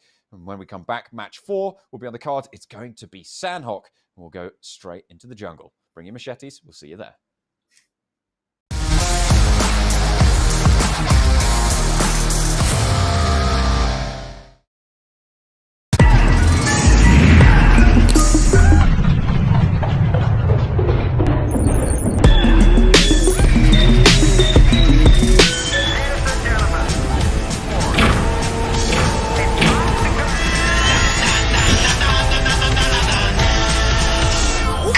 Mr. D. Yeah, this.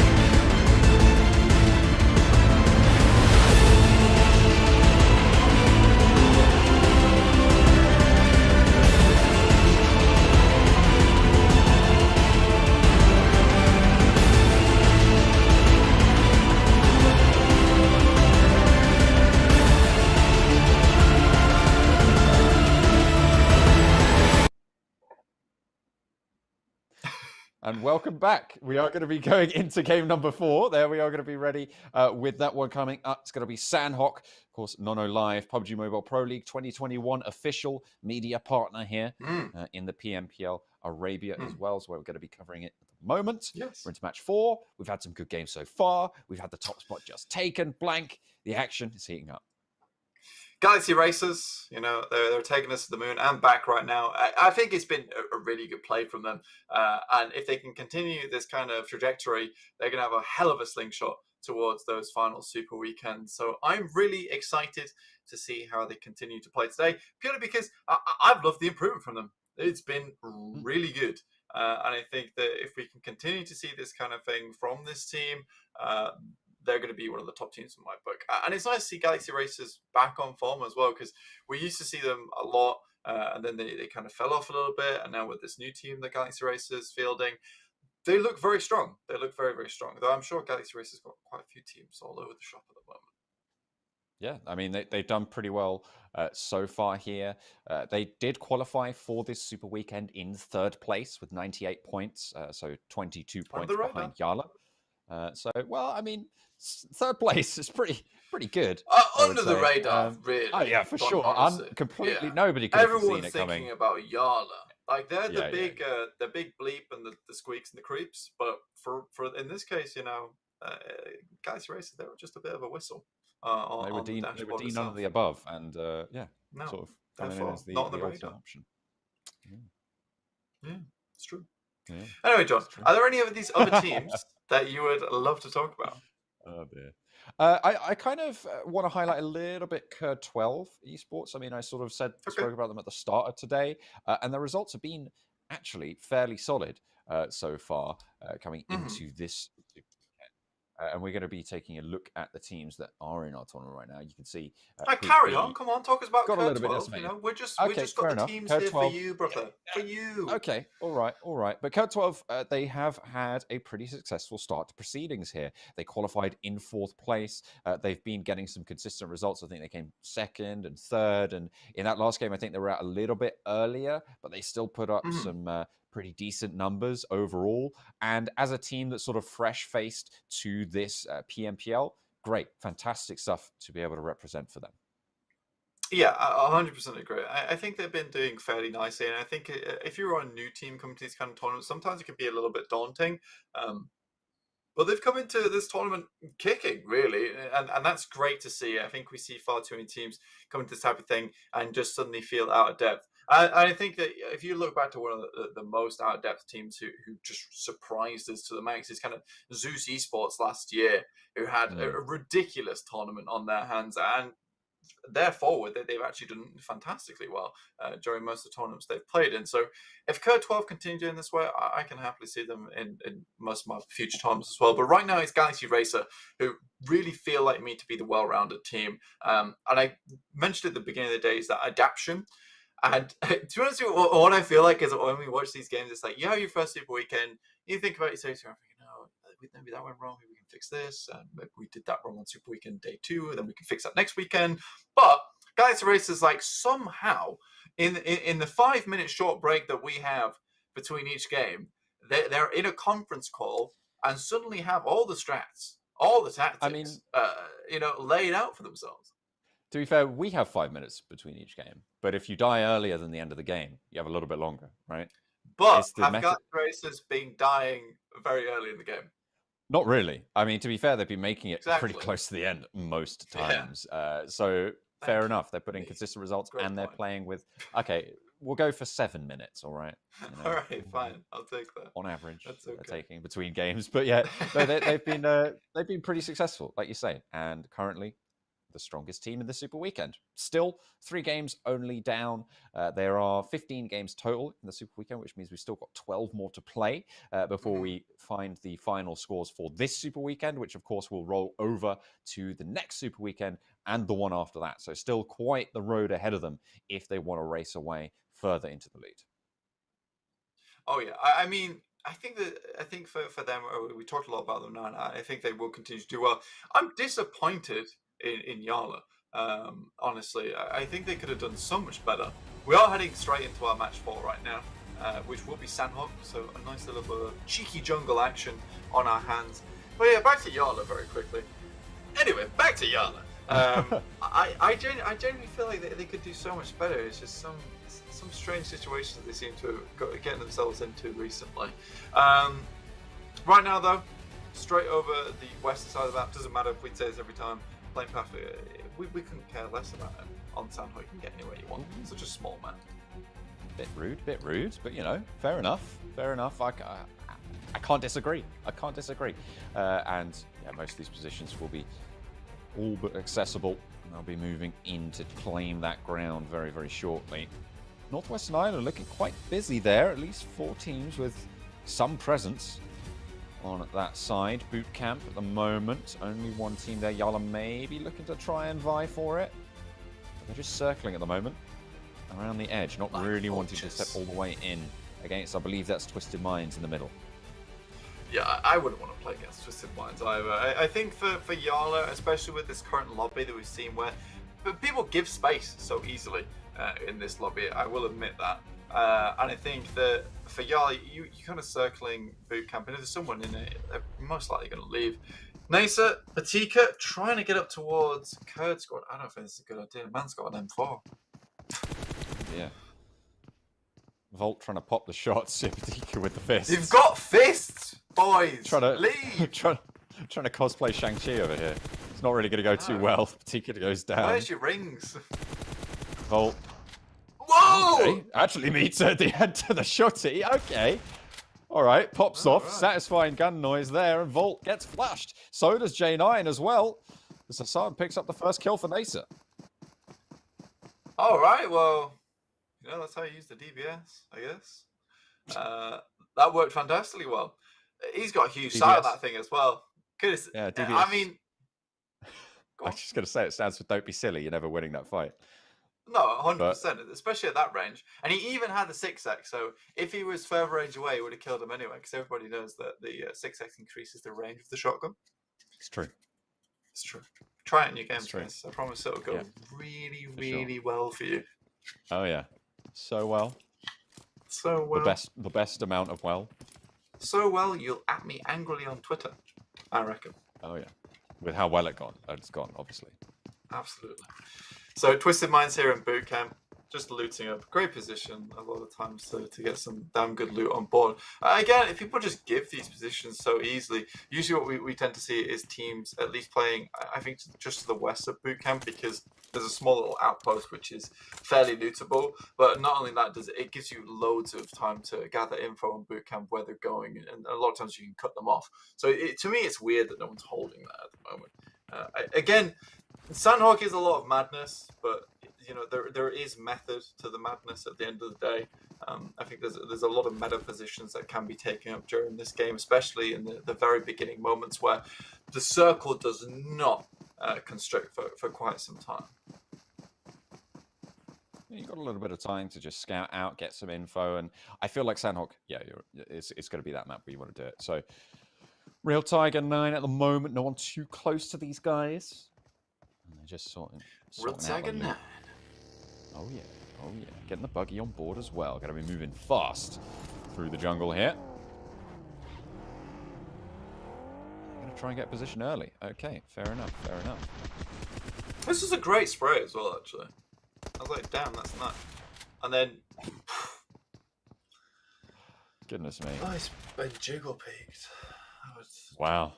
So depressed to have that happen to me.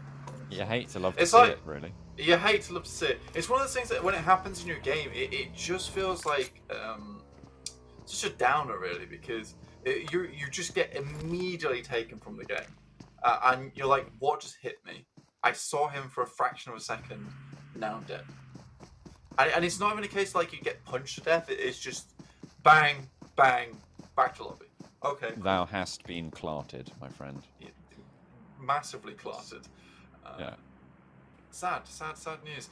Here we are in Painan, just checking out the area. You've got ABIAH here, as well as YaLLa Esports holding up towards the bridge side. Again, I think early game Sanhok's all about picking a position on the map, and then gathering as much information about the surrounding area as possible, and then playing from there. Because realistically, the majority of the game, you're not really going to know where teams are. It's a lot of guesswork a lot of times for these teams. So scouting is hugely important, and you have the most time to do it in these first 5 to 10 minutes. So you may as well make the most of it. And this is the gamble you make when you head to a place like Hartin over here. Is you don't get a lot of information because you're cut off from the mainland, be that by like the rice paddies or the ridges involved. So if you're central, you have a lot more opportunity to pick up that information. Specifically, Paradise Resort is a great spot to play that Vibes currently have, though they have no idea that Twisted Vibes are up here. But that's the magic of Sanhok, isn't it? You can have two teams very close to each other with no idea. You really call it magic, didn't you? I did. As if it's sparkly and nice. Magic isn't always sparkly and nice.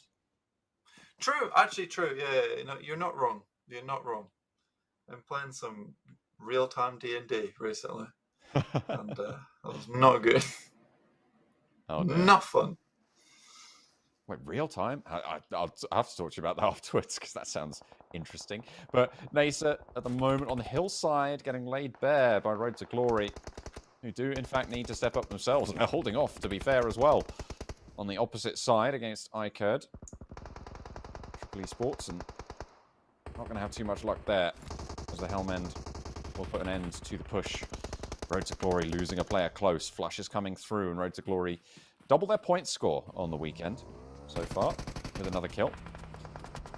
More will soon be to follow. Just jousting back and forth, and normally you don't see these long-range fights come to much, but at the moment, both of these teams are taking heavy punishment. Yeah, they're just peeking one another. I'm not a big fan of this, to be honest with you. Like, you've got the info. You can't just now leave. Just set yourself up where you can catch this team out later on. You don't need to continue with this fight now, because the longer they're spraying, the more you're going to start to hear the salivating dogs in the distance start to move on in towards this location. It's just free kills. And like, Hellman, I think he's realized this now, and he's like, we actually probably should cover our back at the moment. Or at least leave as soon as possible. Here's KURD squad. The literal definition of what I was just speaking about. Just creeping. They're creeping. They're slithering. They are snaking their way in. They're not really going to strike just yet. They're tight. They're setting the trap. This is phase 1. Phase 1 of my trap. Stand on the ridge side / stay prone. Phase 2 of my trap. Shoot you as you walk past. Phase 3, there is no phase 3. I don't know about you, but I get caught by that a lot. So. Yeah, true. I tend to not Q Sanhok, so it's fine. That's fair enough. Yeah. I think Sanhok's great for like if you've got a short amount of time and you just want to play quick. But I don't Q Sanhok because I like to take my time on my games. And I like to feel like I'm in control. I feel like Sanhok feels like a little bit more like deathmatch sometimes. And it's good if you want to practice your hot don't drops, respawn. Right? Yeah. It's good for practice, that's for sure. All these teams should have plenty of practice on it, though.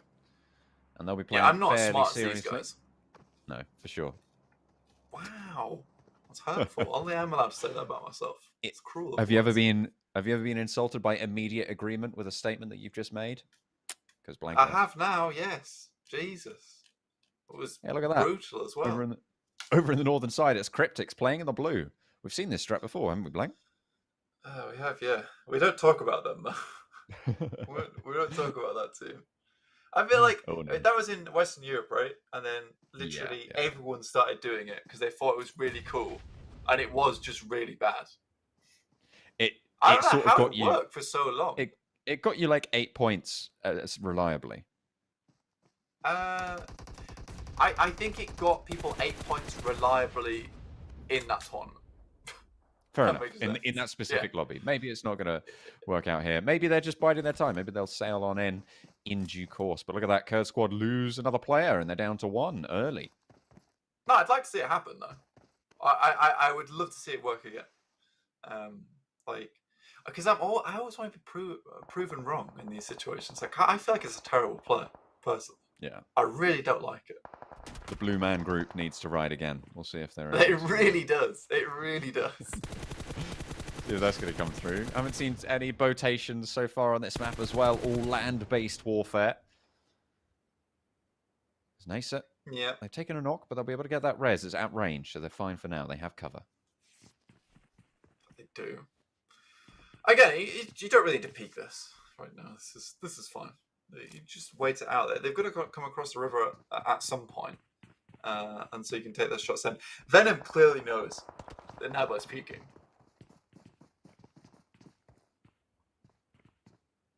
Ducks back behind. No one really trading these shots anymore. Yeah, I don't know what this is. I don't think Nabo knew what it was. He was like, I mean, this is not working. Leave. Let's leave. To be fair, it's the opposite of what happened earlier that we saw where people were just peeking. Like they had the info and then they started peeking. Now you've got the info and they stopped peeking. Yeah, it's strange. It's really strange. I think NASR doesn't want to stick in this area though because they don't have vehicles. So it's not worth it to stick towards the compounds because there's no opportunity a quick getaway. So they have to move much faster than someone who has like a couple of bikes. They can quickly leave after they take an extended fight. No one's going to catch them that way unless they catch them on the rotate. But most likely they'll rotate back through where they have already cleared. Moving through. Smart. The buggy duo. Falcons trying to get up the top of the hill. YaLLa pretty close by. It's on the northwestern edge near ruins. Vibes. Okay, triple vibes. This is the last player from KURD squad as well. Unknown. Trying to remain unknown in the building. And they're just going to go straight through. No way. Goodness me. Like That's sand incredible. through a sieve. Unknown. Able to lie on the beach for a little bit longer. To be fair, I guess you wouldn't check that angle either. Like, you just want to get through. If someone's behind you, like, what are you doing? Like, you're in the blue now. And they can deal with them later. I think it's fine for unknown because now you can kind of try and ladder up. Especially when we're starting to hit the 12-minute mark. You are definitely going to start seeing teams bashing against each other very shortly. Cryptics, the Blue Man Group, they're actually heading down towards docks right now. You might imagine they would try and go for a botation, possibly. Or just swim across. You could swim across as well, but there are a lot of teams in this area. You've got NASR, Fate, as well as K12, which all are very good teams in their own right. Quickly get our next circle here. It's straight on top of Fate, but Galaxy Racer, very notable, also in this circle, holding on. And I think that it will add insult to injury if Galaxy Racer can get another high-ranking game here, because it's going to propel them so much towards the top of that leaderboard. Don't see too many Bantai circles at the moment. The super southern southwestern island. Fairly rare here on Sanhok, but we're going to see it now. Ground maybe a little bit less familiar in terms of those IGL calls moving forwards. I'm sure all these players have played pretty much every single circle. And you'll practice every circle as well, right? If you're doing your due diligence, make sure you can actually rotate through every single area.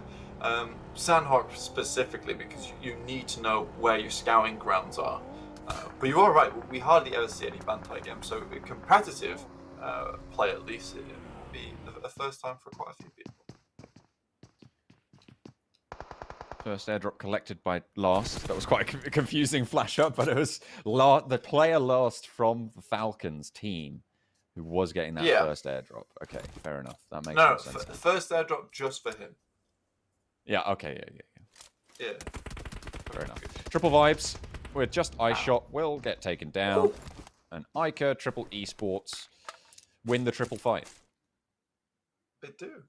They do indeed. That was a nasty nade as well. I think I had a killer arc on it. Not kind. Not kind. Not kind, no. He's agreed with a negative statement that was said by Triple Vibes. Very sad. 6 kills now for iKURD Triple Esports. Yeah, maybe. 6 kills found, and that is quite a lot this early in the game. I mean, you're talking 14 coming on 15 minutes.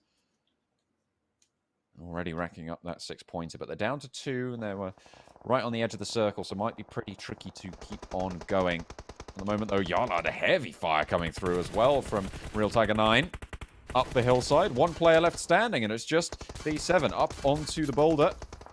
And gets spotted out as well. That's YaLLa just demolished there on the push. Don't know what happened to them. It's not the YaLLa we saw at the start of the day. Nah, I don't know what's going on with YaLLa at the moment. I mean, remember, this is RT9. This is the 12th place team coming into the Super Weekend, going against YaLLa, who put up the massive 120 points, coming in first place for league play. Like, it's not reminiscent of what we were really watching, is it? At all. So YaLLa really need to pull up the trousers, you know, fasten on the belt, because they can do better than this. They can do better than this. I know they can. Blank's not sad. He's not angry. He's just disappointed. Yeah, I turn my rage into sadness. That's how that works. Really? Yeah. Okay. Fair enough. That's how it works. It's got to be done. I mean, you got to do what you got to do. Wow. Okay. Really far south now. Moving all the way down to this southwestern island, straight on top of KURD 12 Esports. Look at that. They get another circle shift going their way. Fantastic stuff for them to try and stay alive towards the tops there. NASR, not so lucky to come into contact there. KURD squad, they're going to get eliminated and maybe slip a little bit further down the tables. If Galaxy Racer can pick up their feet here, there's a gap that can be opened even further. That's true. That is true. This is what I'm saying, is that, like, it's very unusual to see a team do so well on the day and then also do well on the Sanhok, because it's sometimes quite luck dependent how well you do on Sanhok. Some teams are just very good at it. I'm thinking of the European team Destiny, who are incredibly good at Sanhok. And a lot of that is due to just positioning and being able to play in close quarters and quickly slip away like a phantom. Realistically, here though, if Galaxy Racer are to put up a good game, like, they are eliminating the randomness of their points acquisition, especially from Sanhok on day to day, and it will really put them in a really good spot to start pulling points back from the other maps where they can play much more consistently. Top of the hill currently being contested. Real Tiger 9. They took down YaLLa. A matchup that we wouldn't have thought would have gone that way. But nonetheless, they've got the 4 points and they've got the 4 kills. And they're moving through to try and take on even more. But they have to move south, and they have to move not slowly, it has to be said, as the zone is pushing them already. We're into zone 4, where it starts to hurt. Falcons continuing to take a couple of fights there. Across the way as well. But no one really going for these full frontal assaults. Not just yet, anyway. Right now, Lusail trying to get into the rice paddies so they can find a good position. Falcon crossing very open ground. Twisted Minds, not a team you want to go against, especially when they got the high ground. You Galaxy Racers off in the distance there. They're in a decent spot, nice and isolated. A couple of vehicles on hand too, but Twisted Minds taking a few more shots down towards Falcon. But definitely, it's being given back at the moment. Rash with a nade over the top side that will take down one player. Now Twisted Minds having a little bit of their own medicine. Ooh, okay, trying to make it to the wall, and actually will find some sanctuary there. Really difficult to push on out, but if a nade is placed well, could be disastrous. Figures looking for this res. Looking for the revive. Oh, that was crucial that he stayed alive there. Didn't go down. Nades flying either way. Rashed over the side with that Molotov. Won't reach. Vigor starting to heal up. Kaito there. Dammy finds the cook and ruins the broth. Too much salt. But it's going to be one hell of a party for the Twisted Minds camp.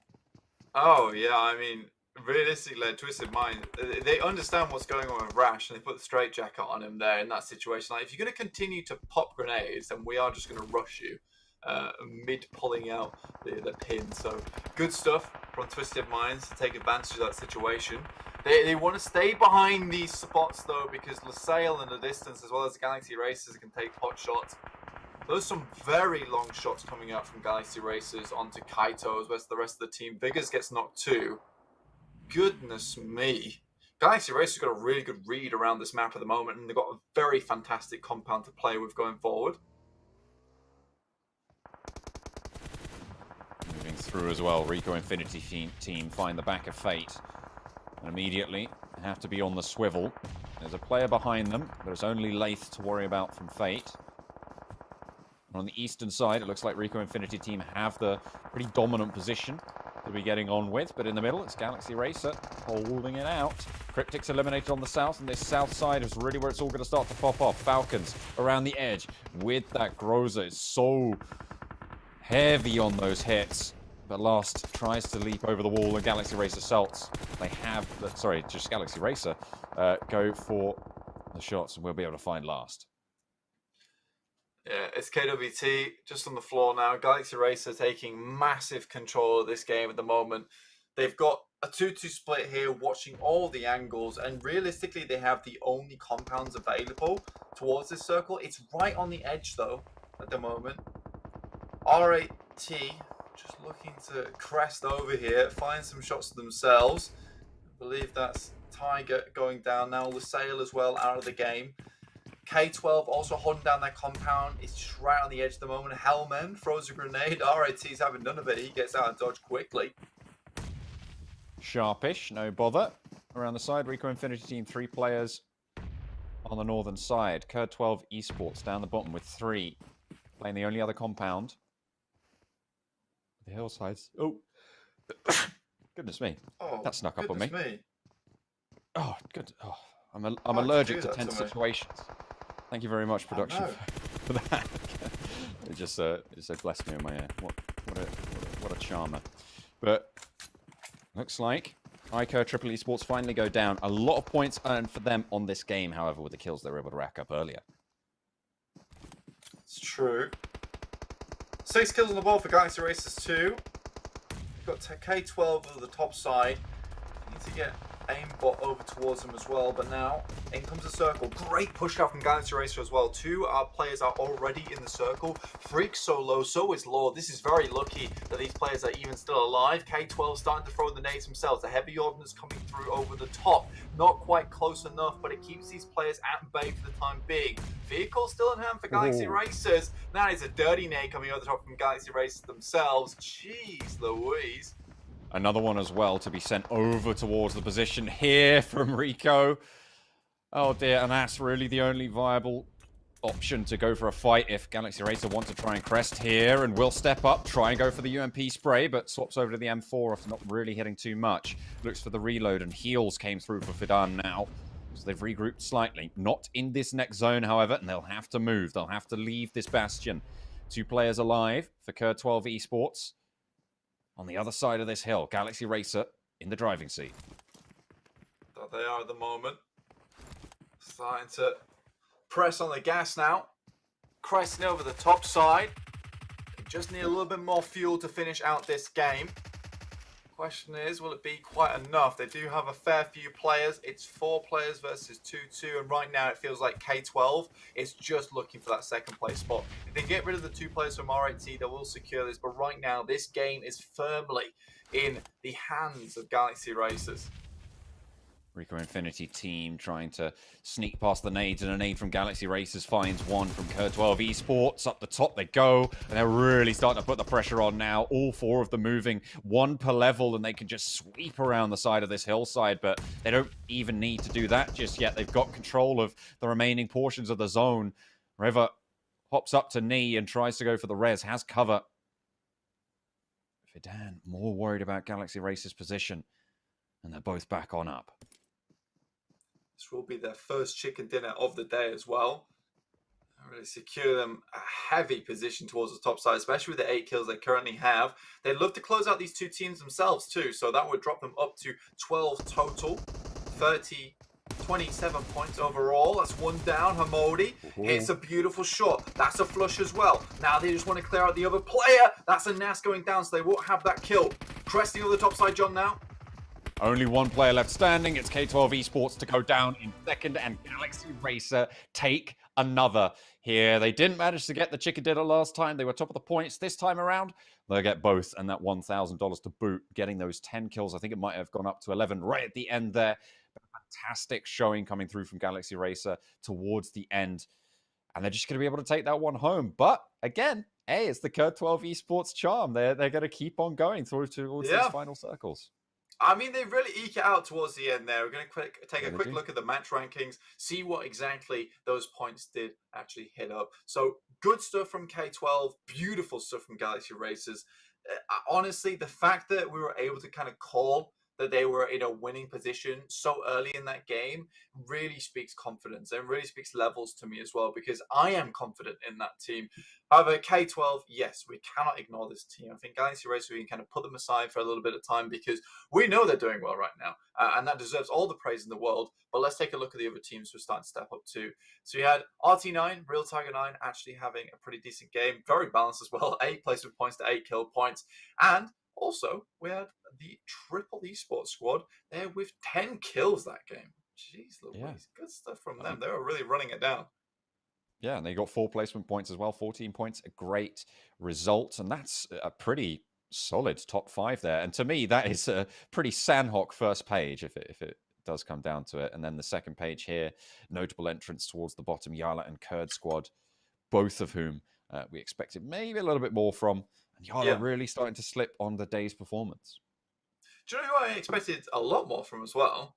Is Triple Vibes. Such an aggressive team. Like, I thought Sanhok would be their playground, but apparently not. Apparently they're the bullied kid who gets turned away at the playground gate. No getting on the slide for you. No slide. Unless you slide to the bottom of the leaderboard. It's all swings and roundabouts, mate. It's all swings and roundabouts.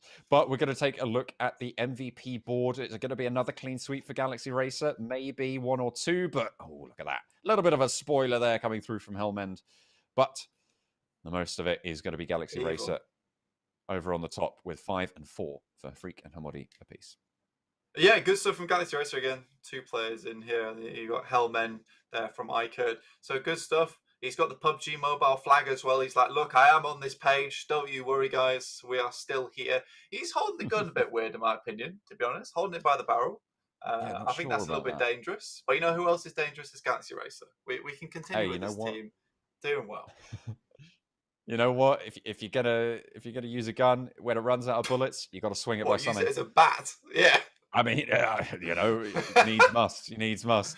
Let's take a look at the overall rankings to see how far ahead in the lead Galaxy Racers find themselves now. 82 to 60. KURD 12 Esports keeping up the pace though, but that drop is starting to get a little bit daunting. Yeah, I think the drop is crazy actually, and I think that KURD 12 Esports here with 60 points makes it look a lot better than it actually is, because you drop down from 82 to 60, but then you drop straight down to 48. But that 82 to 48 is quite the big leap up there. You've got 30 points apiece between these teams, which is 2 chicken dinners without any kill points, just to put that in perspective. So very, very nice stuff. Now, quickly, one team I wanted to highlight who got 14 points that last game is RICO Infinity team. We said this team had, I think it was 11 or 10 kill points with only the 4 placement points over those past 3 games. So we said we know they can do well in terms of actually fragging out. So finally now they're on that 7th place side, and YaLLa Esports dropping down to 9th place. It's a sad day to be a YaLLa Esports fan. Unbecoming, really. It's not what we expected. Right next to NASR as well. So both of them need to step up potentially in the last game of today. Still plenty of games left to come. And if they're able to keep just getting into these super weekends, even that sort of performance might just be enough to see them safe. Very uncommon that you see a triple super weekend team actually not qualifying for the finals when it comes down to it. But when you get to those finals, that's where it starts to become pretty important that you can step up in these lobbies. So early days, but still something to worry about. 100%.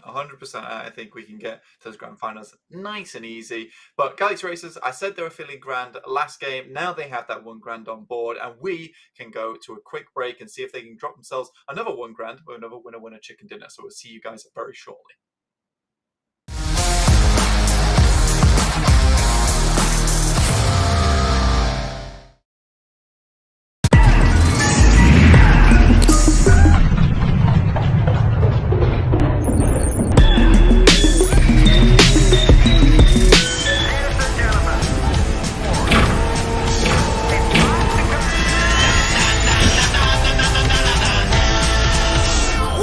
Mr. DJ.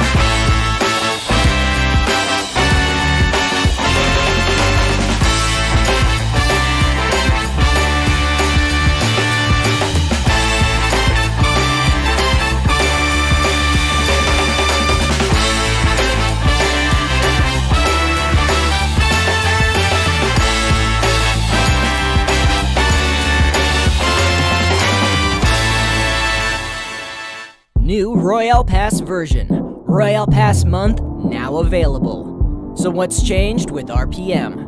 Let's go through it together. First, the duration has been adjusted. Royale Pass month seasons have been reduced from 2 months to 1 month, meaning that you'll see new and different RP content every month. It also means you'll no longer have to wait 2 months if you don't like the current RPM rewards. Perhaps next month's RP rewards will better suit your taste. Also, the level cap has been cut in half from 100 to 50 to coincide with the shortened Royal Pass month seasons, meaning that shorter RPM seasons will not impact leveling or collecting rewards. You should pay attention to the RP missions. There will be some bonus RP point events that will allow you to accumulate more RPM points and level up quicker in the next season. Second, rewards have been adjusted. The new Royal Pass month will have better rewards than before. In the past, Elite Pass holders could only choose one of 2 legendary outfits when they reached max level. In the new version, Elite Pass holders receive both outfits when they reach max level. What's more, we've also adjusted the number of outfits available and added weapon finishes, vehicle finishes, airplane finishes, parachutes, emotes, and other commercialized items in the new version. These adjustments will definitely add value to your Royal Pass month. Free pass holders also get a rewards boost. Now, free pass holders will get rewards for every level up, including outfits and weapon finishes. Free pass holders will also have a chance to receive RP vouchers worth 60 UC to use when purchasing their next Elite Pass. In the past, players receive rewards worth 30,000 UC when reaching max level in the Royale Pass over 2 months. With the update to Royale Pass month, players will now receive rewards worth 40,000 UC when reaching max level over 2 months. That's a 33% increase in value. Finally, the price has been adjusted. We adjusted the pricing of Royal Pass month, along with other changes. Elite Pass has been reduced from 600 UC to 360 UC, and Elite Pass Plus has been reduced from 1800 UC to 960 UC. You may be wondering why the new price isn't 300 UC. Let us show you step by step how to participate in Royal Pass month forever with just 300 UC, while earning UC in the process. First, you'll need to get RP vouchers. Free pass holders receive a 60 UC RP voucher at level 30. The voucher can be used to deduct 60 UC for the next RPM. If you reinvest the 360 UC received into the next season, you'll have a free Elite Pass Plus 60 UC every month. Now that's a stable income. You can also follow and join our RP pre-order events to get even more discounts and earn more rewards. Overall, the new Royal Pass month is more flexible and affordable, while providing more than before and offering more rewards. Have we piqued your interest? What are you waiting for? Get started now with the Royal Pass month.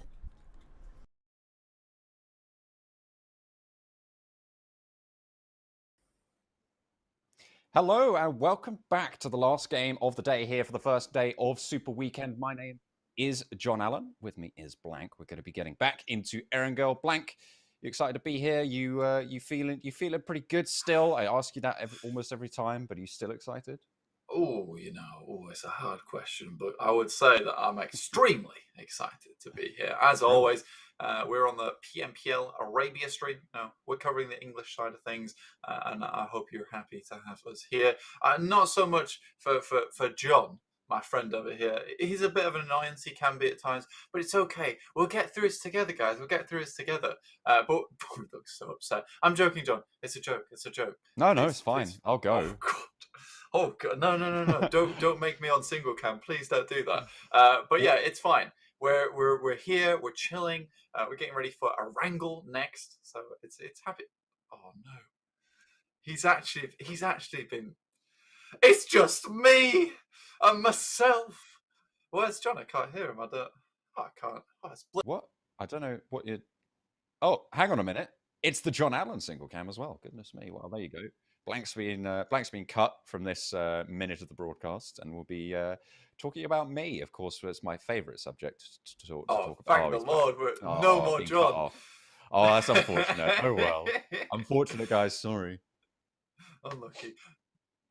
But we are now ready to get into our final game of the day. It will be on Erangel. See how this one does close out. See if Galaxy Racers can keep up this fantastic performance, keep their hands firmly on that racing steering wheel, and swerve themselves perfectly into that top place, which I don't think is going to be too hard for them, especially with the nice little lead they currently have. They would have to have a terrible game right now, and K12 would have to keep up putting up those performances. But I think K12 have been really sweeping towards those second places right now. I want to see a confident victory come through from them.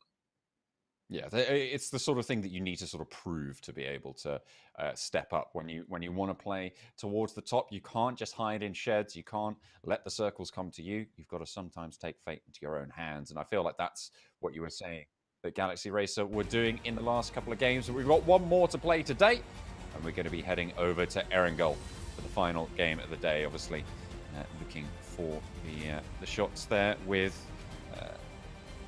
the plane going over the top. Of course, upgrade performance and upgraded fun. Celebrate your winning spirit with the brand new Oppo Reno 6 series, the designated smartphones for PUBG Mobile, Middle East and Africa Esports 2021. We are blessed to be here with Oppo, 100%. And we're also blessed with all these beautiful players in-game as well. Let's take a quick look at our top 5 fraggers. See that on your right side of the screen right there. Categorized by, obviously, damage, performance overall, but really all these players are very much in harmony at the moment. Specifically, Galaxy Racer down. Look at all these guys. They are really all pulling their weight at the moment. Ryuth, honestly, I don't think this guy's on this first page, but I do think he's performing extremely well as well, because he's kind of like their entry fragger, right? He goes in, he begins the fight for them. A lot of times he gets knocked down, but that doesn't matter because the rest of his team can clean up after him, and he does his job perfectly too. So Galaxy Racer towards the middle of the map again, you know, they've got the confidence to do it, just take it, make it happen. And this game, I want to see something a little bit different from RTG, honestly, because they have this 2-2 split towards Lepovka and Milton Power. Great. Perfect beginning for these guys. They need to move a little bit quicker. Now that looks like a Sosnovka military base island, and for some reason, I think everyone got the memo. K12 headed down here almost immediately, so did 5, so did Lusail, as well as RT9. Bloody hell, John. It feels like a lot of the Western backup drops are going to be on that military island. I mean, that's obviously with the plane path as it was. That's where you're looking, right? Like, you're not looking for the Georgia Pole early strikes. You're not looking at Primorsk for that plane path. So a lot of those teams that we've seen on the west potentially looking to drop down there. Notably, YaLLa in a little bit of a different spot there. You can see Bandar over towards the north side of the river, just north of Roshok. I think the rest of the team is with them in that car, all as a unit. So trying to get out wide and maybe go to that South Georgia loot spot. Yeah, because from South Georgia, they've done this rotation a few times now. It's when they come down from Georgia Pole, hit Hospital, move into Gatka. And we know through Gatka, you can hit some very fast rotations over the clear terrain. It is K12, though. Now, this would be a very unfortunate start. Yeah, he's done so. That's 1-2. Easy peasy for him. That mini Uzi's not going to do enough for him in that situation.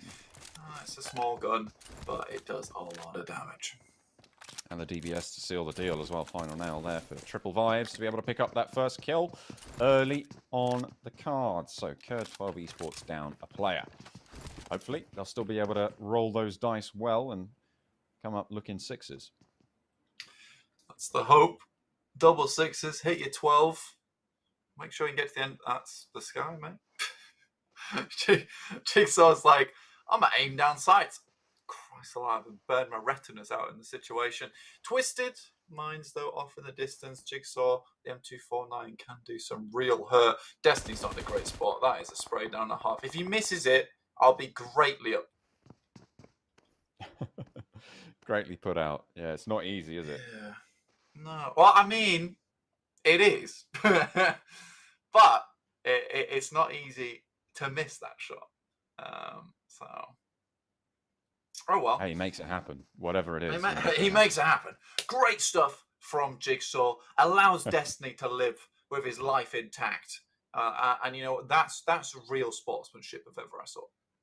Hey, when you're playing a game, you've got to have a way to survive, don't you? So he's going to let him get away with this one. Yeah. Maybe we'll see him in a sequel. Dropped him the bribe. Please don't kill me with M249. I'll give you a pen in exchange. Please. Oh, Great trade. yes, yes. Pen? Please. I've seen a fair few times in these competitive games where a pan has saved a man's life. Level 4 and armor. it happens a lot. Yeah, it's level 4 armor indeed. It's crazy. It's like the true Kevlar. Okay, Destiny. Twisted Minds trying to hamper the push here, but really not finding too much for it. Destiny taking a lot of damage. Oh, we're able to find that first knock finally onto Madlol, and the rest of Twisted Minds as well, trying to move on through. Road to Glory sailed on through, but that's a tumble. Zuxi going downhill faster than he would have liked, and the shots coming through. Dammy goes down. Road to Glory stands strong for now, but get knocked in response. The flush did come through, so they get the point confirmed, but Kaito over the top, able to get the flush, and there's Zuxi falling last. Yeah, well, you know when you're a kid and you're like telling everyone you can do a cartwheel? I'm pretty sure that was Zuxi in that situation, but just telling the whole lobby you can do one. And to be fair, he performed that acrobatic feat perfectly whilst in the seat of a vehicle. So very impressive. Jigsaw still in the same position with the M249. Not too much happening over there. Real Tiger 9 just scouting the grounds around them. Not too much more argy-bargy for the time being. Triple Vibes, they were able to get the first kill over towards KURD 12 Esports, and they're hunting down the rest of them, it seems. They've got, who's that, aimbot waiting in the wings, pretty close by. Just hiding in the building. Yeah, K12 seem extremely split, no? I believe they are. I think this is all on Sosnovka military island, and I think they were going for a little bit more of a split loot.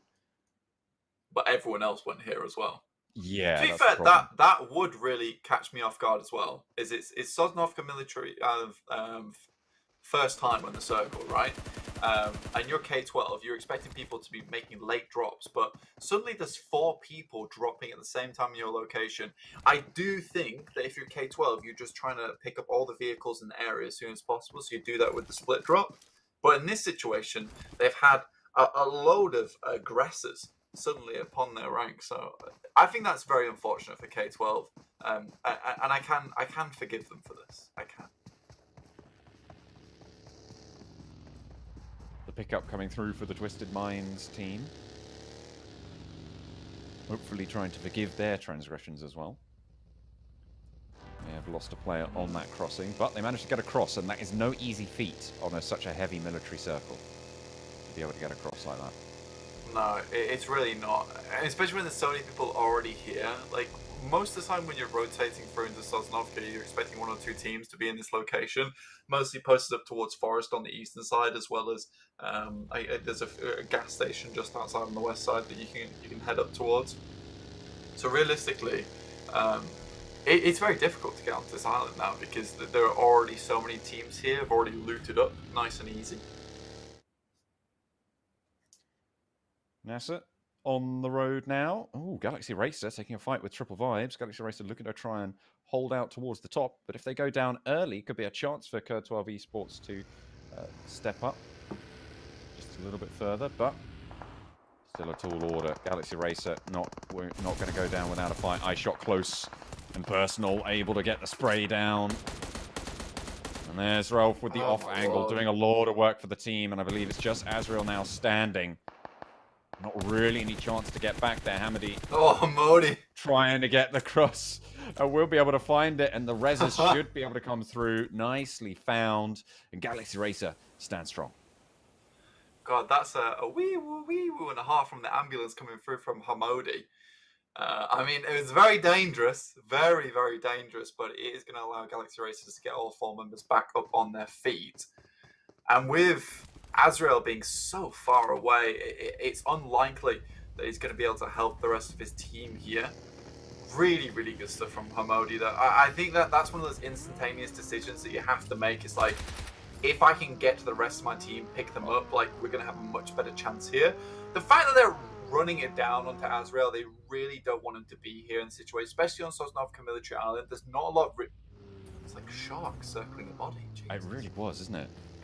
Goodness me, Azrael, Just he knows his numbers are.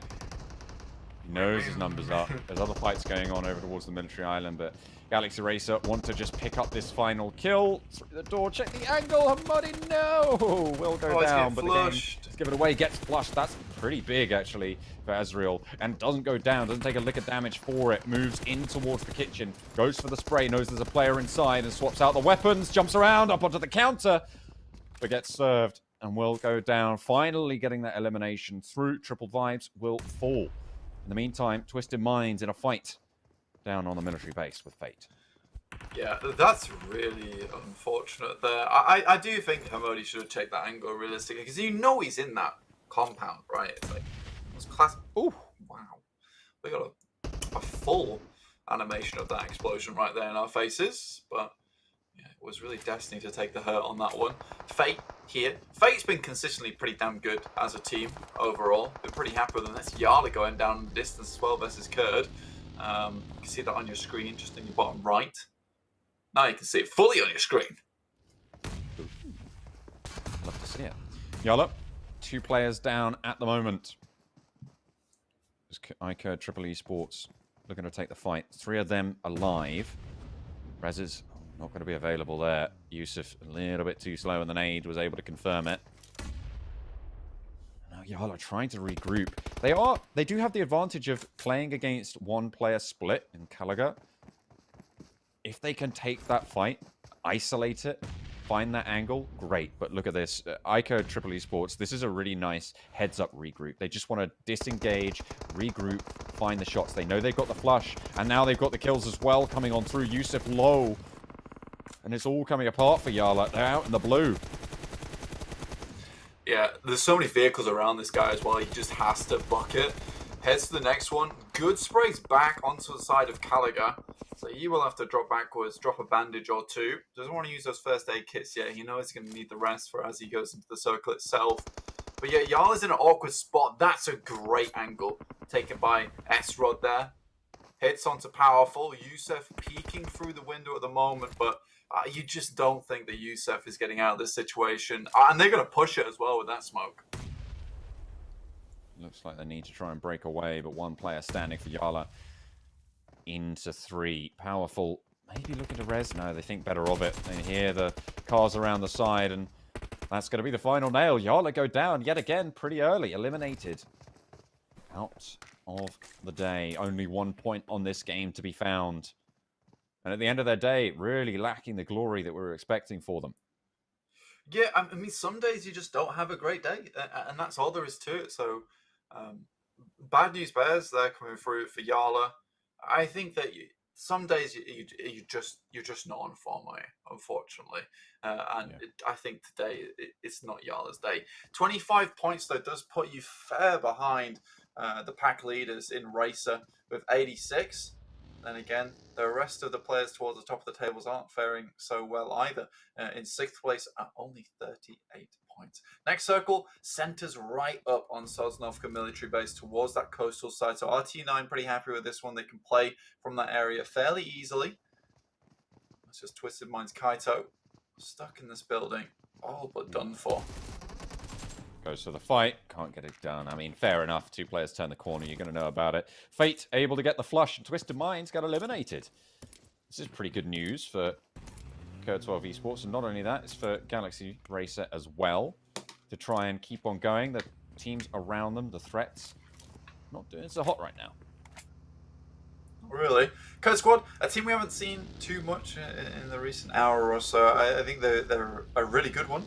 A really good team indeed. I think we just haven't seen that same capabilities we saw before. I think J9 really is doing a lot of the carrying, though, on this side, with a lot of setups from the rest of the players. ABIAH trying to get past this point in time, but struggling. They do make it out, but now Falcon in a position to take shots. Bumper. Oof. Just isn't able to tuck behind that hillside. Good spray there. For ABIAH Esports to get the knock and fall away. I think this is fairly smart with the circle as it is pushing on to Falcons. You know, you slowed them down, you stop that rotation. They're going to have to pick up their teammate and remount. Yeah, they can just set up a roadblock further down the line. NASR flying into KURD Squad territory. Already 2 on the floor. Oh god, it's brutal. They've walked straight into the firing line there. Hassan Nabo already down. Miracle on a sliver of HP in particular. Caught outside the buggies. The position known. Here's J9 to move through. A lovely nade there. And it's going to get the knock. Volt moving on forwards as well. Miracle up on high. Aram swelling underneath. An unknown on the flank to control the lines. Look at that. Just checking everything that they have. Miracle vaulting over on the top. Drops down and actually out of the back window. Wants to try and isolate a fight. Finds Volt. Looks for more as well. Moving back and forth. Trying to create chaos. Aram sneaking on in with the M249. Not going to be able to do more than one knock. That's a lot more than maybe you expected. But it's not going to be enough. NASR eliminated again.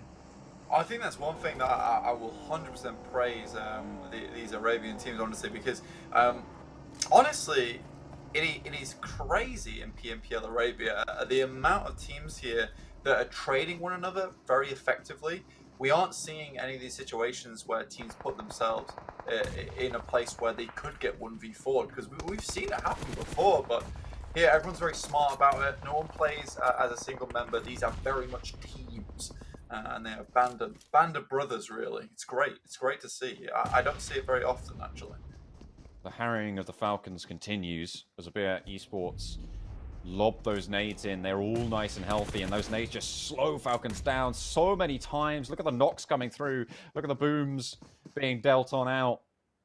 ABIAH playing it to the T, quite frankly. I think this is probably an exemplary edge guard if I ever seen one. Well, yeah, I mean, you said it perfectly just about a minute ago, John, which is the fact that ABIAH duck from this fight. They set up a better position further up the road in lieu of the rotate.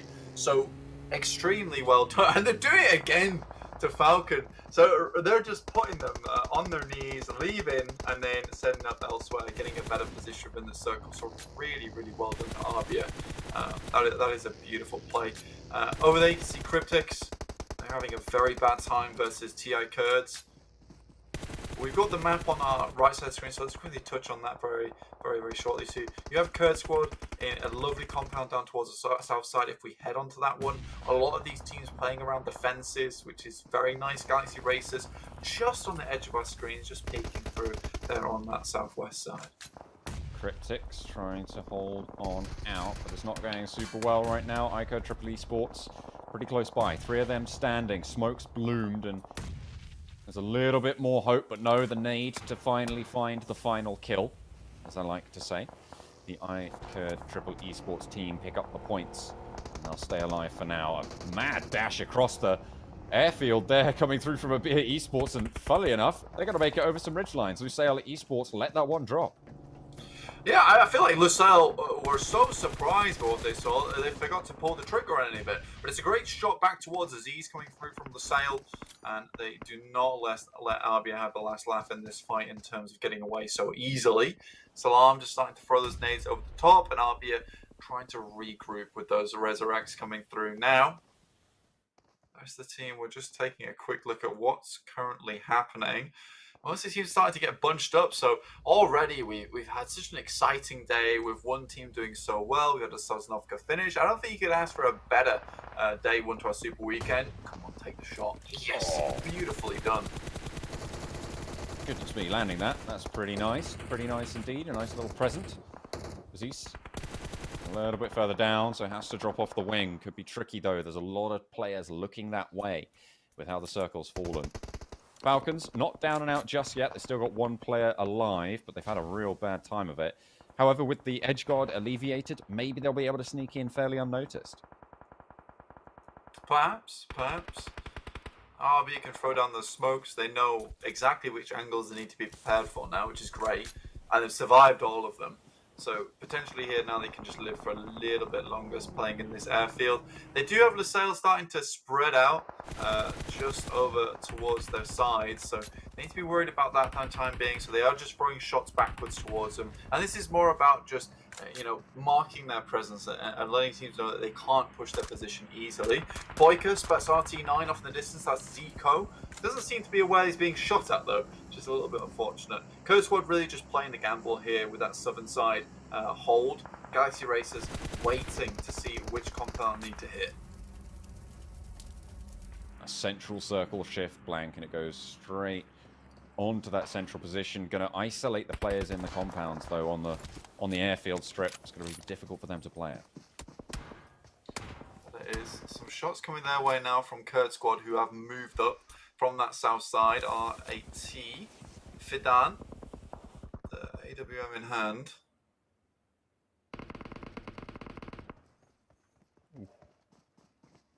Cracking off shots.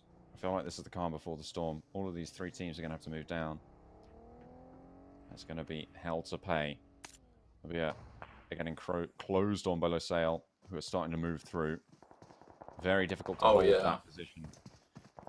Could be pretty tricky indeed, but as Easy goes down, another one soon to follow, and yeah, that's going to be ABIAH just wiped.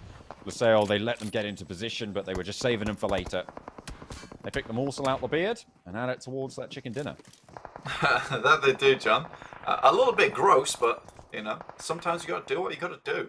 And for Lusail, though, I think it's a great opportunity to take. They've got more members, they have vehicles, they have smoke, so they realise that, you know, ABIAH is under so much pressure from RAT that they can just move in and take that position from them. Circle, though, like you said, it's crunching all these teams together towards the middle.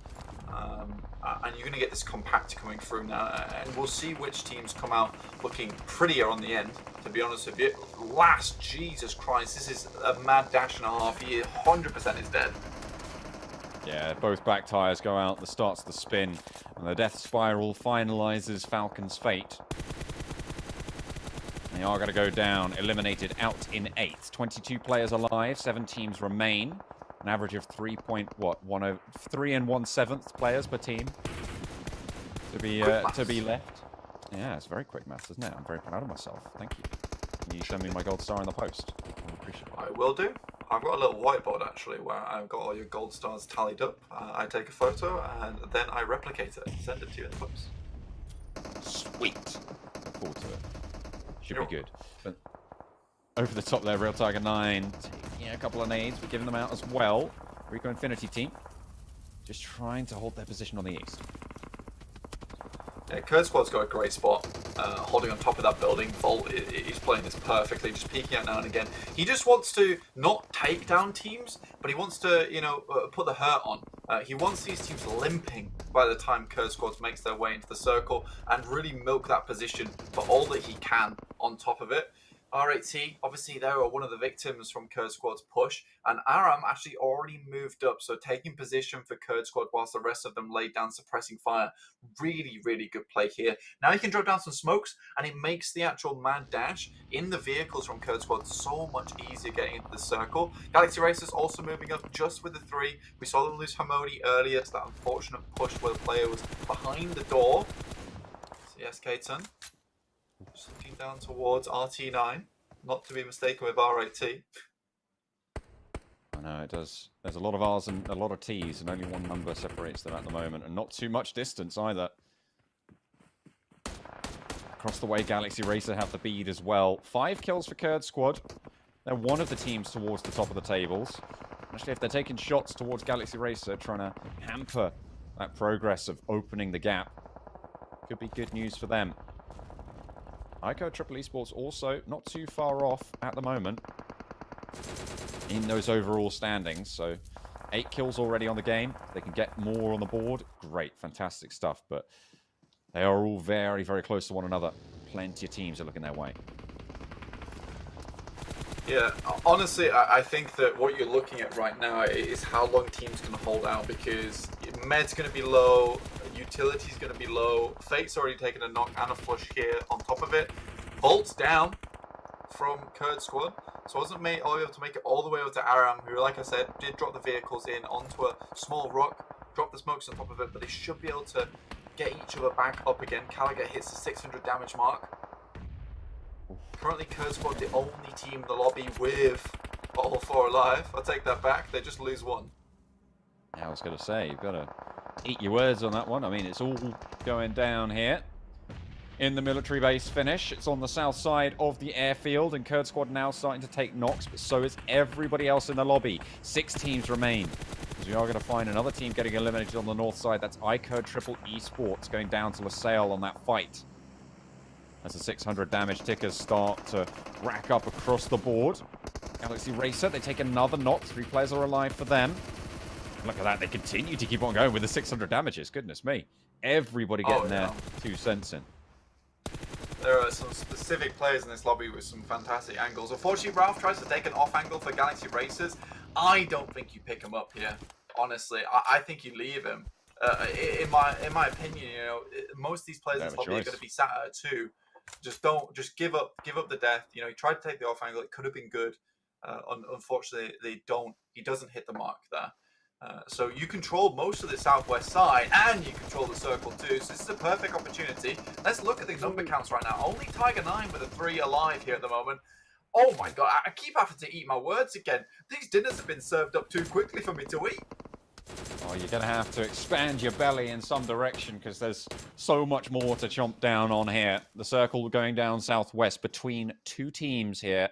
Galaxy Racers pretty close, and Volt, the Lone Ranger for KURD squad, looking to try and duke it out. There's RICO Infinity team getting eliminated. 4 teams remain, and look at the kill counts on all of them.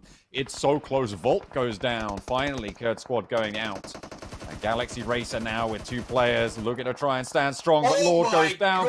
Trades it, stays alive, and now it's a chance for Galaxy Racer to put more on the board, put more money in their pocket with those chicken dinners. As Lath, the last standing, fate stands in their way. They have nothing. They have nothing left. This race car is running on fumes right now. Lord is throwing the nades over the top. The best they can do is try and trade each other, but it might mean going wide splits. They need to go either side of one another because they can't line up into this. Really, right now, Alith just has to throw as many nades as possible. He knows he's going to be hiding behind that loot crate. Depends how quickly Freak can loot, really. Lath moves out wide, hits the deck, wanting to go for this 1 versus 2. Galaxy Racer, they've spread out.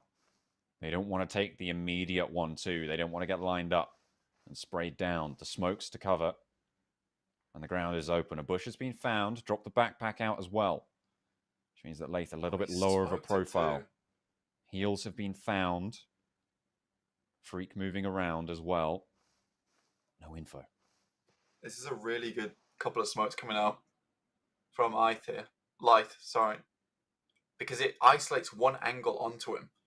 So if he takes a spray from anywhere, he would have been able to refrag it. Luckily, Galaxy Racers, galactic brains, decide to wait the smokes out. Get those actual stims to heal them up a little bit more, despite not really having any meds on board. And now they can just play the long game, but they're facing in the wrong direction. This is really bad for them. Life just might be able to take 2 down. Galaxy Racers, this could be one hell of a day. Lord is scanning those hillsides. He is on the swivel right now. The difficulty for Lath is that unless you get a lineup, unless you get a big spray down, you're always at risk of these trades. And we saw what Freak was able to do even at distance. I just want to see this without the X-ray on. See exactly what these guys can see. He just can't see anything. As if by magic, production's on the tee with it. You love it. Yeah. You do love to see it. Lath still not in the circle, though. I think we're only going to get one of those players from Galaxy Racer into that circle, but it's going to force it in, and it is going to start to close. Lath continuing to go out wide. Heavy cover right now from the angle for Lord behind that crate as the nade pin gets pulled. This will give the game away in terms of positioning. The circle tickling the ankles. The nade is there. Actually, that was Lord to lob it out. The pin was pulled across the way. They have no idea. This sneak coming through. Oh, Freak. I think he spotted something. He knows something. Oh, my there. Lord. And they stand up and go through. It's going to be Galaxy Racer to take another chicken dinner, open up that lead, and the leg room they've afforded themselves will make even those Economy Plus passengers jealous. Oh, 100%. They're by the doors here. They're by the doors. That is an incredible set of games today from Galaxy Racer. Huge round of applause for them. And honestly, Lord and Freak in those final moments, the actual gunplay from those two was unreal. The fact they were able to just swivel on a dime and just hit shots from across the map was ridiculous. Lord hitting some beautiful shots through the smokes as well. Goodness me, John. Galaxy Racer have really run away with it today. Yeah, it's really been a strong first entry to their Super Weekend performance. Let's take a look at the standings from that last game to be looking at what points are going to be added onto those overall standings. 23 points, again, a massive game from Galaxy Racer. Fate Esports, Real Tiger 9 and KURD Squad starting to step up as well. KURD Squad trying to keep themselves towards the top of the conversation at those tables there as well. Actually, below that first place, it's a fairly even spread all the way down to 7th there in terms of points. Oh, 100%. I think a lot of these teams played really well in these final circles. And like you said, during the game, we had a lot of 600 damage pointers coming through. A lot of people reaching that milestone during that game. Galaxy Racer, 23 points. Fate Esports, they find themselves with 16. I think KURD Squad could have had a much better game. I think they just generally got unlucky. They were unable to follow up on Aram's actual push out into the middle of the circle. Volt played it really well on the top of that roof. This page, really no points whatsoever here. Twisted Minds desperately trying to hang on to that big punch out they had towards the beginning of the day.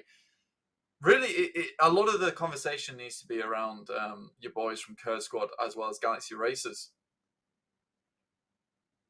Yeah, it seems to be the case. Well, we'll see if either of them are going to have entries on our MVP board. Could be up for grabs. There was a lot of kills going either way. And look at that. You've got Salam coming in through as well. Coming in for, I believe that's Lusail Esports there on that team. And Caliga and Lord as well. So 1 for 1 for 1. And actually the MVP goes to Lusail. Yeah, I think that this guy generally played very well. I think Lusail actually had a really, really nice little running towards inside of the airfield. Lord as well. This guy had hit some crazy shots throughout the smoke and some crazy shots to keep his team in it for as long as it did. There were some cool moments from Galaxy Racers. I think I loved Hamodi's ambulance play just straight over towards his team, just through the thick and thin of it. We are going to go over to our overalls next, check what's happening over there.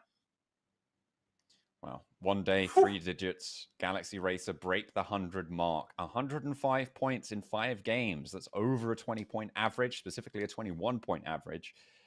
And that is going to be difficult to top. KURD 12 Esports, though, sat in second, 62 points. Pretty close behind KURD Squad, 59, 53, 53, 52. Top 6, pretty close there for, well, I say, okay, 2nd to 6th, pretty closely fought here. Yeah, 100%. I was going to say the same. It feels like Galaxy Racer playing a different tournament right now. They were going at light speed towards the beginning of this Super Weekend. Again, the question always to be asked is can they keep up this pace? Right now, I think with the rotations and smart play they're currently addressing, I think it's very easy to keep it up. And not to mention their kill points are very, very high. On our second place, Lusail Esports, 30 points. YaLLa Esports down on 25. That really hasn't moved all day. And NASR with a 21. Yeah, apart from that early flurry from YaLLa, they just sort of fell off towards the end of the day. Not great indeed. But that is going to bring us to the end of today, right? I mean, that is going to leave us with that first day down of the first Super Weekend. There's still, 8 more days of Super Weekend play left to go. So anything can change. And 105 points, it might seem a lot now. But as you get towards the ends, it's going to go a little bit further down. The question is, can you maintain that pace, right? Yeah, that really is the question, John. And I hope it is so, because today was an incredible day watching Galaxy Racer and just how they locked in on their opponents and figured out exactly how they work within such a short amount of time was ridiculous. And I think the one standout thing is that win on Sanhok. Like, being able to eliminate randomness like that on a map like Sanhok and still come out on top really speaks to the skill of this team. But we have so many skilled teams within this stacked lobby, so make sure you come back tomorrow for the next Super Weekend. Yeah, we're going to see you there. Make sure you stay tuned, follow all the social medias, and of course you'll be welcome to get all that information there. We'll see you guys tomorrow.